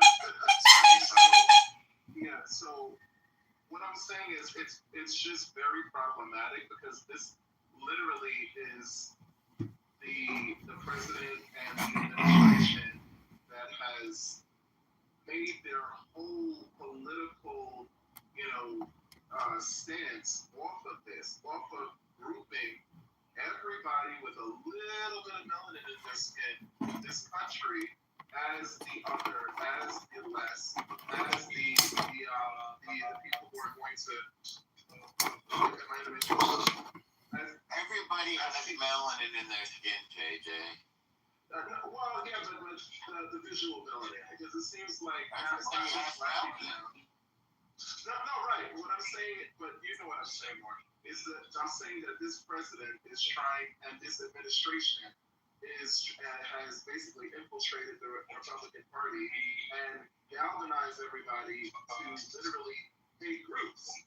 So it's just kind of really rich when it's like, oh well, the media is trying. Listen, is there bias in the? Let's just clear the shit with the media. Is there bias in the media? What group does MAGA hate? Immigrants, Mexicans, Haitians, Italians, black people who don't subscribe to a problematic litigation. They actively hate and actively villainize and demonize and try to dehumanize, actually, illegal aliens, all of this stuff. When they don't, is that like what the left did to Charlie Kirk? No, we're not. This is not about that. This is what Charlie Kirk did to Charlie Kirk. Charlie Kirk was the one who was saying that black women don't have the brain processing to be in certain positions. Charlie Kirk was the one who was very, very racist, misogynistic, and very problematic. He never said that. That's not true. Yeah, I do. For a fact, he did not say it. Can I address your point? I mean, you made a fantastic point. And believe it or not, I think we actually have a similar point of view. For me, whether it's the narrative is left or right, I don't particularly like the. First of all, I think I want to say this, and I'll land with this. I don't want to go on forever. I think the left and right both play identity politics, but in a different way, and I just refuse to get caught up in that. That's what I'm saying. I have my independent self, and that's it. I can only represent who I am. I'll just say this real quick. As far as the white thing and guilt, that's a much larger conversation, which I won't really get into like that. It's not about making you feel guilty. I don't that the genuine part is about making you just said guilty. I agree. I agree with you, JJ. You just said that people who go on college campuses and say things you don't like should get shot in the neck. I'm not saying that. Okay, so here goes like when we're trying to spin something. I didn't say that. I'm not taking the bait. Don't misquote him, please. Don't misquote JJ. He did not say that. I've never misquoted anyone, so pass the mic. I'm not talking to you. Whoever said that JJ said that you should shoot people on college campuses was lying. And I just excoriated somebody for lying to this room, so now you go ahead and do it, please. Pass the mic. I'm not lying. Yeah. So just to be clear, you need to hear this because it's really weird because we don't ask this from Trump's administration. But I will do this because I'm way better and more elevated than him and educated. I disavow what happened to Charlie Kirk. I think it's disgusting. There you go. It's terrible. However, that doesn't. We're not going to do this revisionist historian thing where we try to completely reframe and recharacterize and sweeten like the message of Charlie Kirk, which from what I have witnessed with my own eyes was overwhelmingly divisive, racist, and misogynistic. So there we go. Both sides of it. Yeah, so your characterization of Charlie Kirk's statement. There's also I just want to add one thing to JJ. There's also this acting like the guy was Cicero. I mean, he was kind of a carnival barker and kind of bullied students with like rhetorical games. Like when he died, people acted like he was this golden tongue. I mean, like I didn't hate Charlie Kirk or anything, but I think he did say some major things. I'll respond succinctly to that very He didn't say it well. Okay, so Scott, I'll respond very succinctly. I have never said that all the clubhouse leftists want white genocide. That's why they say what they say. But we know for a fact that some clubhouse leftists are trying to claim that whites as a group are guilty as a prelude to genocide. I will post links to a prominent clubhouse leftist saying his real goal is to promote white genocide. And the way to promote white genocide is to invent lies like whites should feel guilty about this, whites should feel guilty about that. And I'll land my plane here, when people on Clubhouse say whites as a group should feel guilty, it is a prelude to extermination of whites. I will respectfully post links proving it. Oh, God, that is just insane. What the hell? That's just nuts. So wait, we're going to set up concentration camps for Nobody wants to genocide white people, and the people that do get disavowed by the people on their side all the time because what they're saying is fucking crazy. Yes, Marshall. Like, that's just insane. Come on. Yeah, it's really important to ignore the most extreme points of view, the outliers. They get the most airtime, but it's completely insane and it's very divisive. Yeah, but just to round about the point with the thing, I do think that it's a separate conversation in terms of like the media and the this particular agenda by Trump's administration to reframe history in order to absolve our ancestors in this country from the atrocities that they've done. It's like people are complicated. Have they done, nobody's perfect, nobody's angels. Yeah. But we're not asking, at least in the Black community, from what I can tell as a Black American, I'm not asking for guilt. I'm asking for acknowledgement and the truth, and to maintain that despite people's feelings. Because if we're going to talk about, people or LGBT community's feelings, let's not spare, Christian white people's feelings or their children's feelings. Your feelings are tell the whole story, JJ. Tell the whole story. And why are you feeling guilty? Exactly. And then, your guilt is your own. Don't feel guilty. The problem is, Jay, is that sometimes people hear these sorts of things and then they take up the responsibility on their own psychological cord, because our minds tend to fall back in a sort of recessive way, in a sort of amygdala type recessive way of like associating ourselves with what our ancestors did. And there's no reason to do that. There's absolutely no reason to do that whatsoever. Just in the same manner, like JJ, if your father did something horrific, nobody should ever hold you accountable for the things that he did. How is that possible? I think we haven't crafted the narratives carefully enough or articulately enough or nuanced enough. But, the media, whether it's coming from the left side or the right side, they love to troll us. They love to make us feel bad and divide us. So you can understand when people say, oh, I feel guilty for what my ancestors did. It's kind of a natural human reaction. But I guess what you and I are saying is that they don't have to feel that way. History's fascinating. It's very complicated. I love it. And we should study it accurately. Yeah, let's be clear that the source of a bunch of new history that is lacking in evidence and heavily editorialized through a very modern lens is not the right. I don't think that's what is coming from the left in order to justify. I don't think that's what JJ is actually asking for. I don't think JJ is asking the right way to use that word.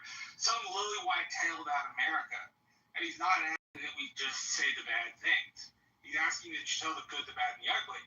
Which means that, for example, when telling the story about Stonewall Jackson, you have to admit that the guy was an ardent Presbyterian, devout. But he hung 9 people. How are you a devout Presbyterian who follows Calvinism and loves the Lord, and then you own 9 people? How do you do that? And those questions have to be asked. As a Presbyterian, I take offense to the word ardent or enthusiastic. Presbyterian. Nobody realizes that's the most Presbyterian joke. Exactly. This is ardent Presbyterian. Presbyterians are not ardent. Once you become ardent, you become a Baptist. Marshall, I was listening to you. In your position that there are no ardent or passionate Presbyterians. No, absolutely not. I deny it. Yes. Marshall, I was listening to you, but there is no, especially I would say from 2000, I don't know, maybe 12 to 2020 in particular, there was a lot of really toxic, anti-white, anti-American, basically trying to completely do the opposite of whitewash, but make it seem like there was nothing redeemable about us, and that we were. It was basically to erase, and they went as far as to try to basically say look, just white people being around are bad. What? Well, okay, so that's pathetic. Way too liberal of a direction. I think people too often want to tell the bad things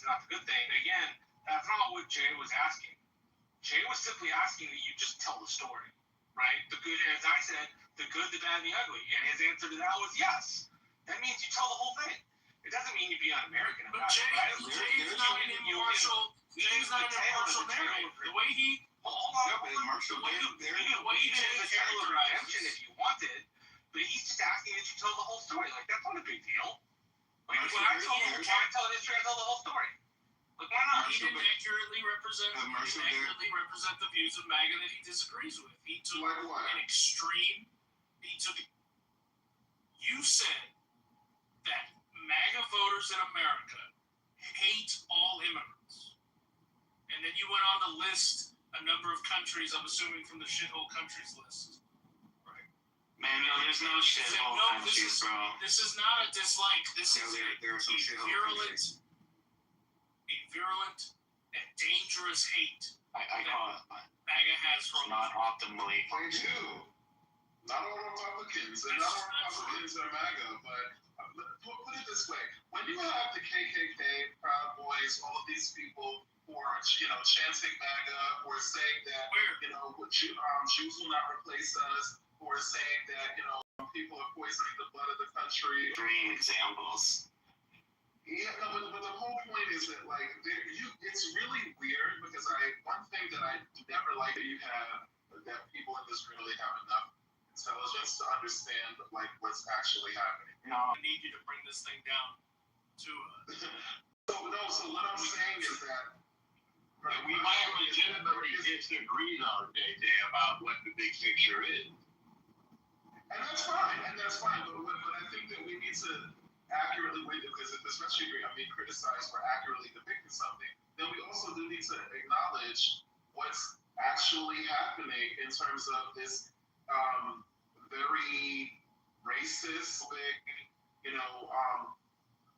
culture of, I believe that, Trump and this administration is largely responsible for, and has been ramping up, about basically anybody who is not white, lily white commercial users, I feel like, in this country, because the only immigrants that Trump and people seem to is the white South Africans. Everybody else is not welcome. In the words of the great Lindsey Graham, Trump was a race-baiting, xenophobic, religious bigot. That was Lindsey Graham. JJ, we let almost 1 million immigrants into this country every single year. That's more than any country on the planet or any country in human history, and most of them are not white. So I'm sorry, but your premise does not hold up.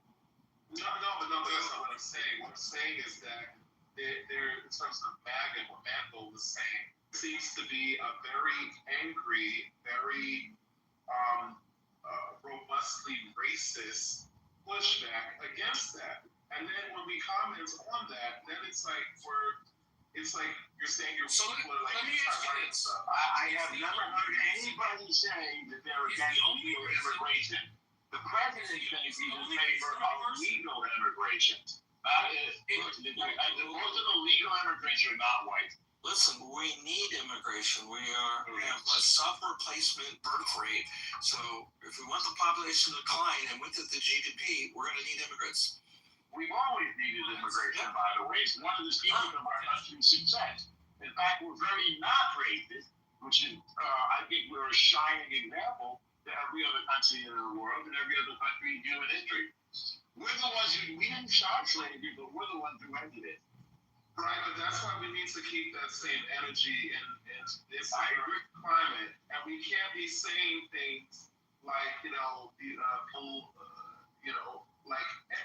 people are criminals. You can't just be completely denigrating an entire demographic. Whenever, what about, what was this white girl that was killed that they always bring up? Lincoln Riley. What about, which was released like a few years ago? For every freaking time anything happens, listen, nobody is perfect, including immigrants. But if you look at statistics, immigrants commit crimes at a lesser rate than American citizens. Literally, most of the people who commit crimes in this country are white. But there's no reason for illegal immigrants to be here. It's just the reason for it is to kill the bill instead of actually working on it. You wanted to run on it. You wanted to run on it. Exactly. Norman, do you mind if I ask JJ a clarifying question? So No, you don't have to ask my permission. No, I'm not asking clarification for you. I was gonna say something to JJ. I was gonna say the largest 4 immigrant populist groups that come into the United States legally are firstly Mexicans, number 2 is Chinese, number 3 is Indians, and number 4 is Filipino. Can you show us where any of those groups are considered white and how the United States is racist for bringing in brown and Asian people? That's not what I said, and I think that's a strong. No, I know, but that's what you imply that Donald Trump only wants to bring in like white, waspy European immigrants and stuff. Or white South Africans. Well, I think that what you say matters. I think that rhetoric matters, particularly when it comes from literally the president and leader of the free world and his administration. And like when you literally say things like people are eating cats and dogs, and when you say things like people are poisoning the blood of the country, and you're literally only talking about brown people and black people and people with different accents, that's a problem. JJ, I think he's quoting Obama when he's talking about the countries that Obama banned when he called them shithole countries because they are shithole countries like Somalia, Sudan, Pakistan, places like that we don't want those people. Yeah, but that's just the shithole countries thing. You didn't respond to what I said. The false implication that you're making is that the only reason that you could be against immigration from these places is a racist reason. That there aren't objectively non-racist reasons to be against immigration from these places. Where did Trump say that he wanted people from? Because literally, the funny thing is, it's not just what he said that he didn't want people from. He actually listed a couple of countries that he said he wanted people from. You remember? Norway. It was Norway. Yeah. What's the population of non-white people in Norway? Well, hold on. First of all, the entire population of Norway is 5.5 million people, so it's not exactly like shithole countries. He said, also, I don't think people from Norway actually have an interest in migrating to. I don't think people in Norway have an interest in migrating to the US. They're hanging out. They have a good country. They have a lot of oil wealth and a big sovereign wealth fund. Well, my question is, what is the point of immigration for any country? Is it to make you weaker? Is it to make you less competitive? When you have immigration into a country, it should make you stronger. You should vet people. You should get the people that's going to be more productive, not people that are less productive. Look at the population in Minneapolis. After 10 years, most of them people that come from Somalia can't speak fluent English. 74% are still on welfare. What benefit was that to the country? You can classify Somalia however you want to, but the fact is, it wasn't a net benefit if these are the numbers after 10 years of being in the country. The point isn't to make yourself weaker. The point isn't that we just open the doors and say anybody, anywhere, come in. That should not be the point of immigration. Yeah, I think that's a really lame point because literally, and I know this from personal experience. Okay, I live in New York City. It's very diverse here. There are a lot, and I've lived around a lot of different people, and there are many whites or European white people, particularly, who come here and they've been here for many, many decades and do not speak a lick of English. Like they make sure, obviously, that their children speak English, who are American and things like that. But they don't speak English and they don't get the smoke. They don't get the criticism. They don't get the vilification. So it's weird when we do. How productive are they, though? What do you consider being productive? Well, I'm curious. Being productive, considered being productive if you're in a country for 10 years and you don't assimilate into the economy and you continue to draw the welfare state at above 50% of your population, that to me is being productive. Now, being productive is, I can see a year or two to assimilate into the culture, to make connections, to get jobs. But after that point, if you can't go into the workforce, you can't find a productive way of supporting yourself. If you can't find a productive way of doing nothing but receiving taxpayer dollars to exist in a country that you wanted to come to, That is not being And I see, but if you look at Cato, I'll post it. Cato Institute did it. This is not a left-wing organization, by the way. Cato is definitely center-right. Did a study, and they said, they argued immigrants are deficit drainers. Like basically, they pay more taxes than they consume in services, right? Because of eligibility issues and stuff. So immigrants don't drain on the deficit. By and large, they don't collect as much welfare benefits and things like that as people that are native born. I mean, it's just that's on the whole. He was focusing on one group in particular. Yeah, exactly. This is my whole point. But the Cato Institute is also a bit highly biased. I mean, they're the one group on the right that has always been open borders. I'd have to look at the study, but something tells me that it's probably been there's probably been several rebuttals to it.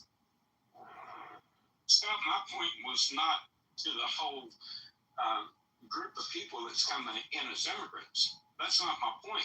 I'm saying that if you find that certain countries or certain population groups are not beneficial demographics, it's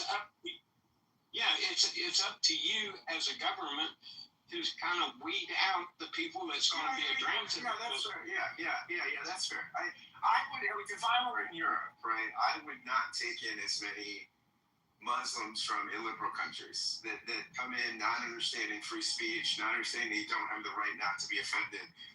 I think that's the problem, right? I mean, absolutely, Steve. I think that you have to manage immigration sensibly. Absolutely.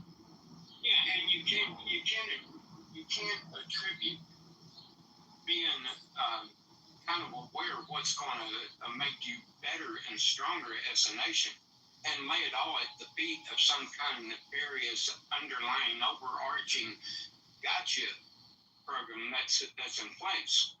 I mean, you could take anything, any form of demographics and weed out whatever you want to and assign any nefarious action you want to.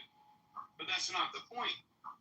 And you know, so what about the American people that has to bear this burden? The American government is formed for the benefit of the American people. The American government is not formed for the benefit of every Tom, Dick, and Harry from every part of the world. That's not their function. They represent us. They don't represent someone in Afghanistan. They don't represent someone in Somalia. We elect them to represent our interests. I'm not, entering in foreign affairs, even with our allies. Because at the end of the day, if you're talking about we elect them to represent our interests. This war, largely the American people do not support and have never supported. So why is it that we're spending all this taxpayer money on the war? You have the same bill for the war. But that doesn't mean that doesn't support your interests. Just because you don't understand all the details of the foreign affairs or the foreign interactions as a normal civilian or citizen does not mean that it does not benefit you or is not in your best interest or even the global interest, right? Because the State Department does not have the right or responsibility to inform every citizen of everything that's happening in the world around it. It just has the responsibility to protect its national interests. That seems like an excuse. But beyond that, could I address this real quick? Beyond that, if you go and do a simple AI query, what would be the implications for the U.S. and the world economy if Iran was to acquire nuclear weapons and if Iran was to use them in the Middle East? Go run that query and see what the global impact and shock to the global economy, the U.S. economy, it lays it out real clear. Okay, let's be clear. Nuclear weapons are acquired to not use them. It's all about deterrence. The Cold War taught us that. Well, with the Iranians, I tend to disagree because they have a belief in the Twelfth Mahdi, and in the Twelfth Mahdi belief system, it's for their eschatology that the more chaos and havoc that they can wreak, that they can force the Twelfth Mahdi to come back to Earth and Shiite dreams are realized. So someone I'm familiar with the 12er philosophy. If you're talking about 7ers, 12ers, or 11ers. Yeah, or even 13ers. Don't worry about the religion. Don't worry about the religion. Steve, let me ask you a question. obviously the previous MOU is off, right? But to remind me, to my recollection, that didn't have really anything in the nuclear. That didn't prevent Iran from getting closer to nuclear. Remind me. It said they would discuss it over the next 60 days. That was just a starting point for discussions. That wasn't an end point. You can have a starting point and an end point, but the larger issue is, let's look at what they've already done and their proclivity to do it. Hezbollah, they've destabilized Lebanon, the Houthis, they've destabilized their relationship with Saudi Arabia. They wreaked havoc in Iraq. This is their track record as a group of people. Now you take that same group of people and give them a nuclear weapon. You Steve, I agree with the end goal, right? Iran cannot have a nuclear weapon. They need to stop being a state supporter of terror. Do you think that the president made the case to America? No, I think he was framing it in a way that I don't think he felt that he had the political support on Capitol Hill to fully articulate what needed to be done in a comprehensive way. I think he kind of framed it. He smoothed the rough edges off of it to make it politically palatable. It's not going to be political. What do you do with the idea? I mean, JJ makes a good point. This has never been a popular. And again, I want to be clear. I'm not supporting Iran. IRGC, none of that, right? Is it working? Is it working? And I don't know if it's working. I spent $4.5 for gas. Like, here's the problem. The reason it's not working is whether it be in sports or war, you want to make your opponent play from a position of weakness. Playing ping pong with missiles across the Strait of Hormuz is not an advantageous thing for us. What would be advantageous? Plays to their strength. Yeah, they don't have to worry about anything other than lobbing missiles at some of our partners, or occasionally lobbing a missile at our base. What would be advantageous to us, and what we don't have the political will to do, is go in and take Carg Island, go in. There's another island. Pardon me? No, you got war's a messy thing. You got to go in and apply the pressure that's going to put the boot on their neck and make them say, I can't take any more. Yeah, the thing is that Iran doesn't work that way, and that is the complete narcissism of somebody like Trump, who thinks that he can just bully his way around everybody, and everybody's just gonna submit. Like it's some sort of weird sexual fetish domination shit. It doesn't work that way. Iran has been.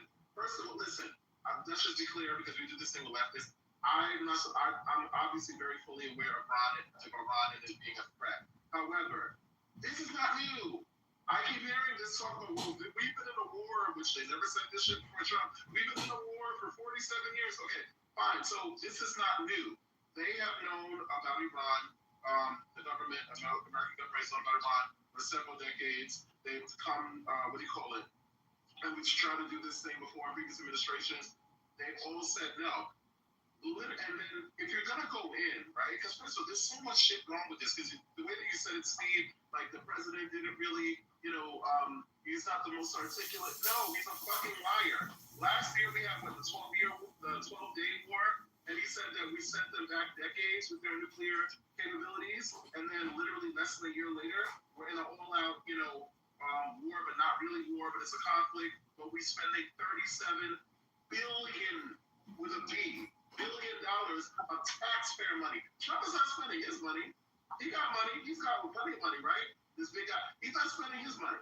Okay, he's spending our money. So yeah, he needs to be very, very clear with the way that he does it, because it's reckless, and it's abusive, and it's disrespectful to every taxpayer and American in this country. That's not really true. You as a taxpayer, as an individual taxpayer, don't get a say so in how the government operates the money that it collects in taxes.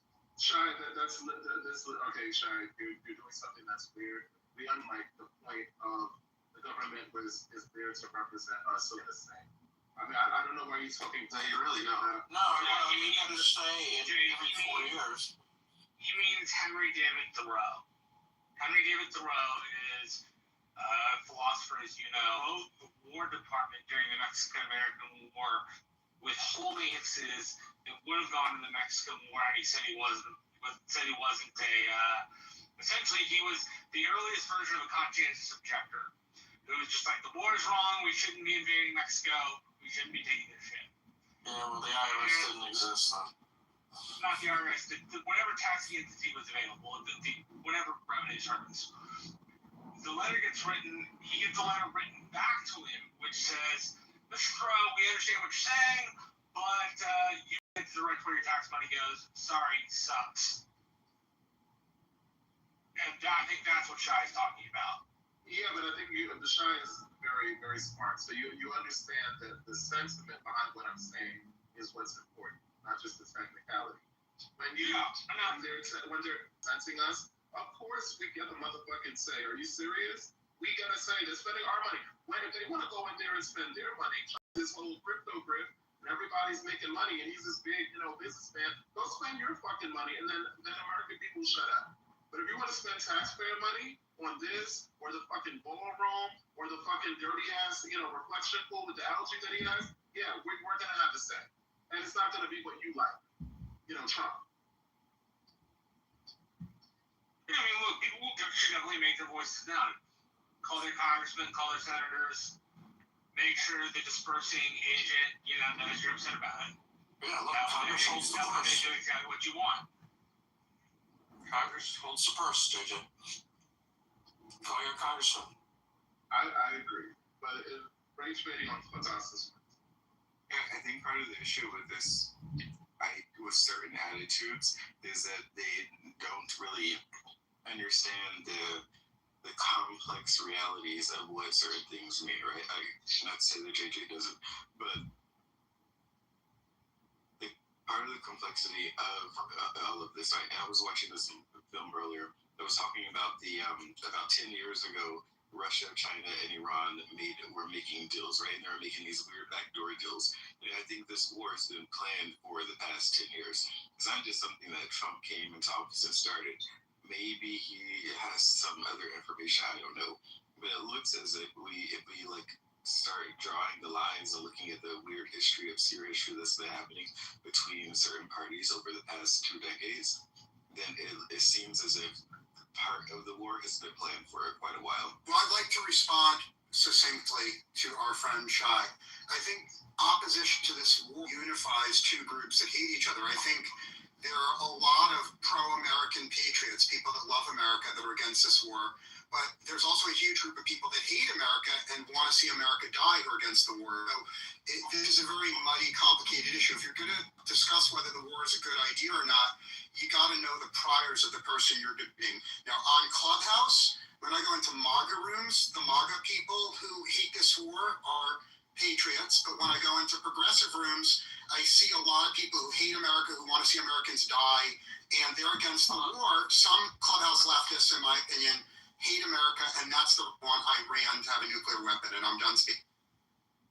What do you qualify as hate America? Because I just want to be clear, because we do this thing a lot of times where we conflate hate with legitimate, valid, substantial criticism for something. So we're saying hate as in, like what Iran is trying to do in their rhetoric, versus like Americans who are like, yeah, America is not, America has blood on its hands too, and we're not the picture perfect moral authority of everybody, but we still love the country. So which one? Well, I mean, this has been top of mind since 1988 for Trump. He once said, quote, "One bullet shot at one of our men or ships, and I'm doing a number on Carg Island. I'd go in and take it."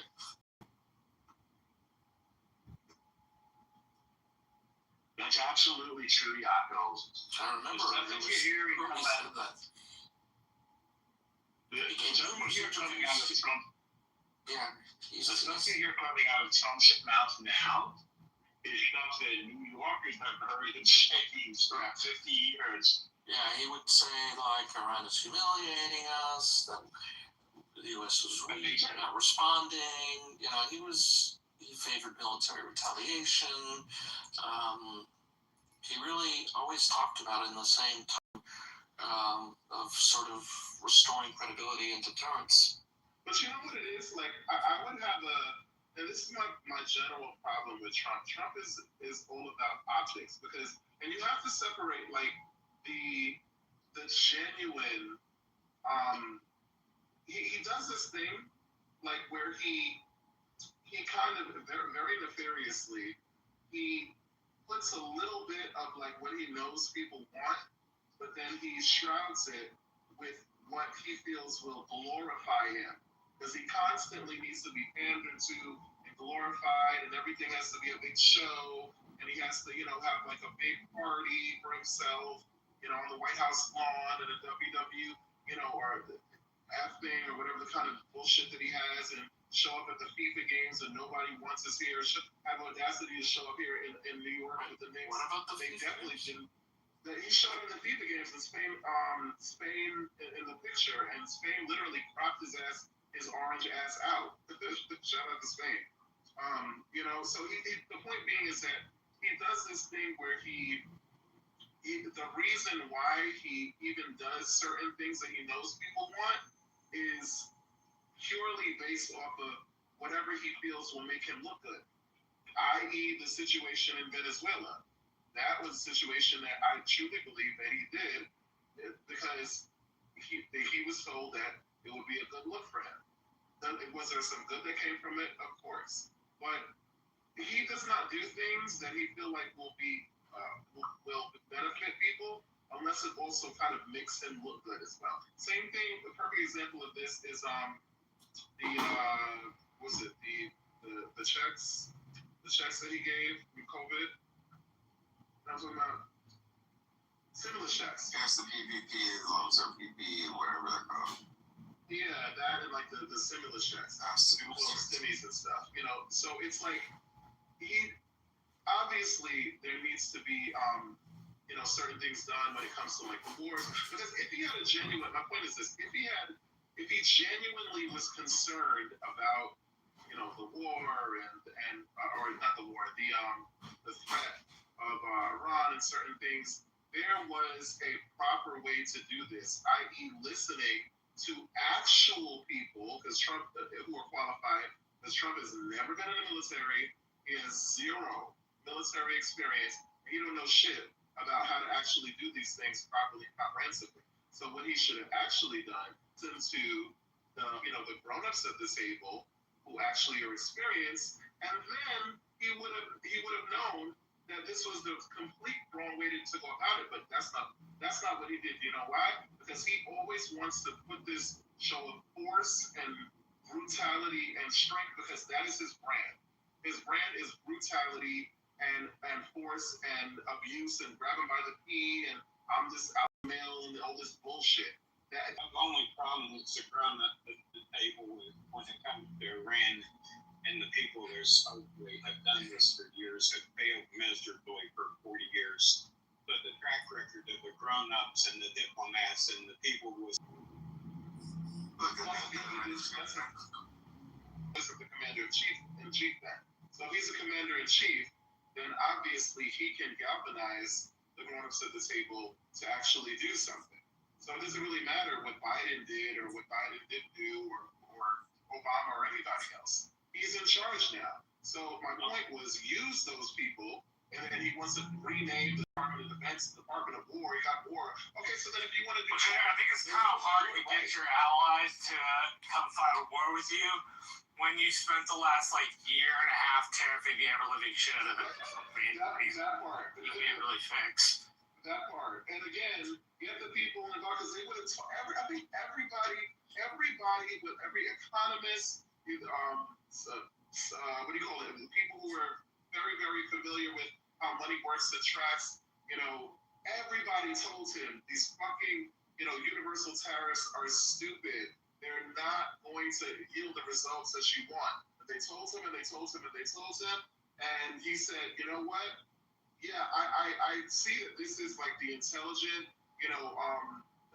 way to go about it, and I'm gonna completely go the opposite the direction. Why? Because I can. Because I am King Trump, and that's what I do.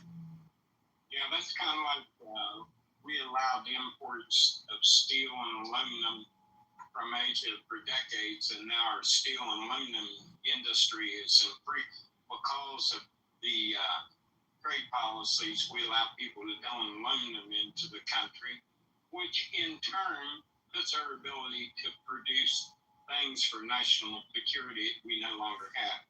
We've done the same thing with electronics. That's why we have this thing with China, because the people that was running the fabrication labs that used to be in the United States shipped them all over to Southeast Asia to make them at lower cost.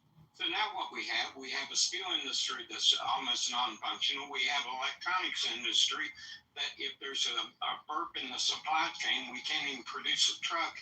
Yeah, that was real good. I mean, that's really, really. So I think that we JJ, we know that Trump is a narcissist. Even people that like him knows that he's a narcissist, and tend to give him more hyper focus on him, because it's not just him, right? He has an entire team behind him, and I don't think that he's just making these decisions. I think that the people who are sort of governing behind him are also contributing to the decision making for various reasons. I think that someone mentioned about the leftists earlier.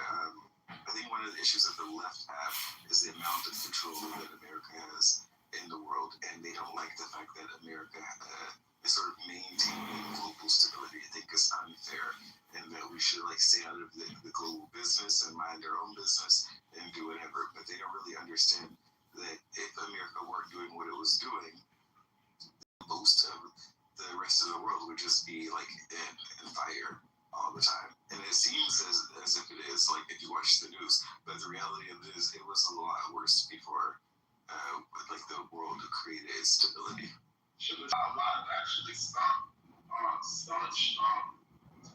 former Trump supporters break him on this issue, because especially this America First, Marjorie Taylor Greene. I don't know, y'all know better than me. That's not my people. Oh, they want isolationism for sure. Exactly. They want to let the world sort out their own issues. Yeah. Exactly. So I really want to be careful about, because I know that people love, and I'm not saying what is it? That was real quick.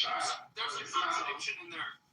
There's a contradiction in there, because does America playing world police advance the empire and allow us to steal and exploit from poor brown countries of the global south? Or does America's world police function like a charity, where we are helping the brown people of the global south way more than we're getting any economic benefit towards American citizens at home? It's a differing empire. It's usually, at least at the state level, not an empire of abstraction. The businesses are empires of abstraction themselves. But at the U.S. governmental level, no, we don't do that usually. We flood the area with non-governmental organizations oftentimes. Right, but those NGOs, right, they enrich shareholders, right? They enjoy the protection of the United States legal system and United States military, right, back at home. But they don't actually, they're not extractive of resources in the same way that the British were in India. No, they're not. I think you could still find ways in which America's empire extracts out of other people. I think that's probably true, because all empires do that. The extraction may look a little bit different, but it's probably there, because that's a characteristic of empires. People, and then goes and gives the global. I'm saying not to shut down the American public. I'm saying there's got to be a way where it extracts out of other areas, right? Because empires extract. Maybe the way it's doing it is it's functioning like the GDP company and out waiting for business, right? And that is the way like the Dutch Empire to the American governmental apparatus and advice and tax breaks and things of that nature. right? Because that's how the government and the empire perform extraction. So extraction is always a part of an empire. I think it's in the United States, this is, I think the majority view is simply that we're wasting a bunch of money in these Middle Eastern wars, right? Education, university education is extremely expensive to American citizens, right? It's very hard for young people to buy houses. It's hard for people to find jobs in fields of study if you don't go to college, right? Forget about it. It's very difficult for people who didn't go to college to have a middle class life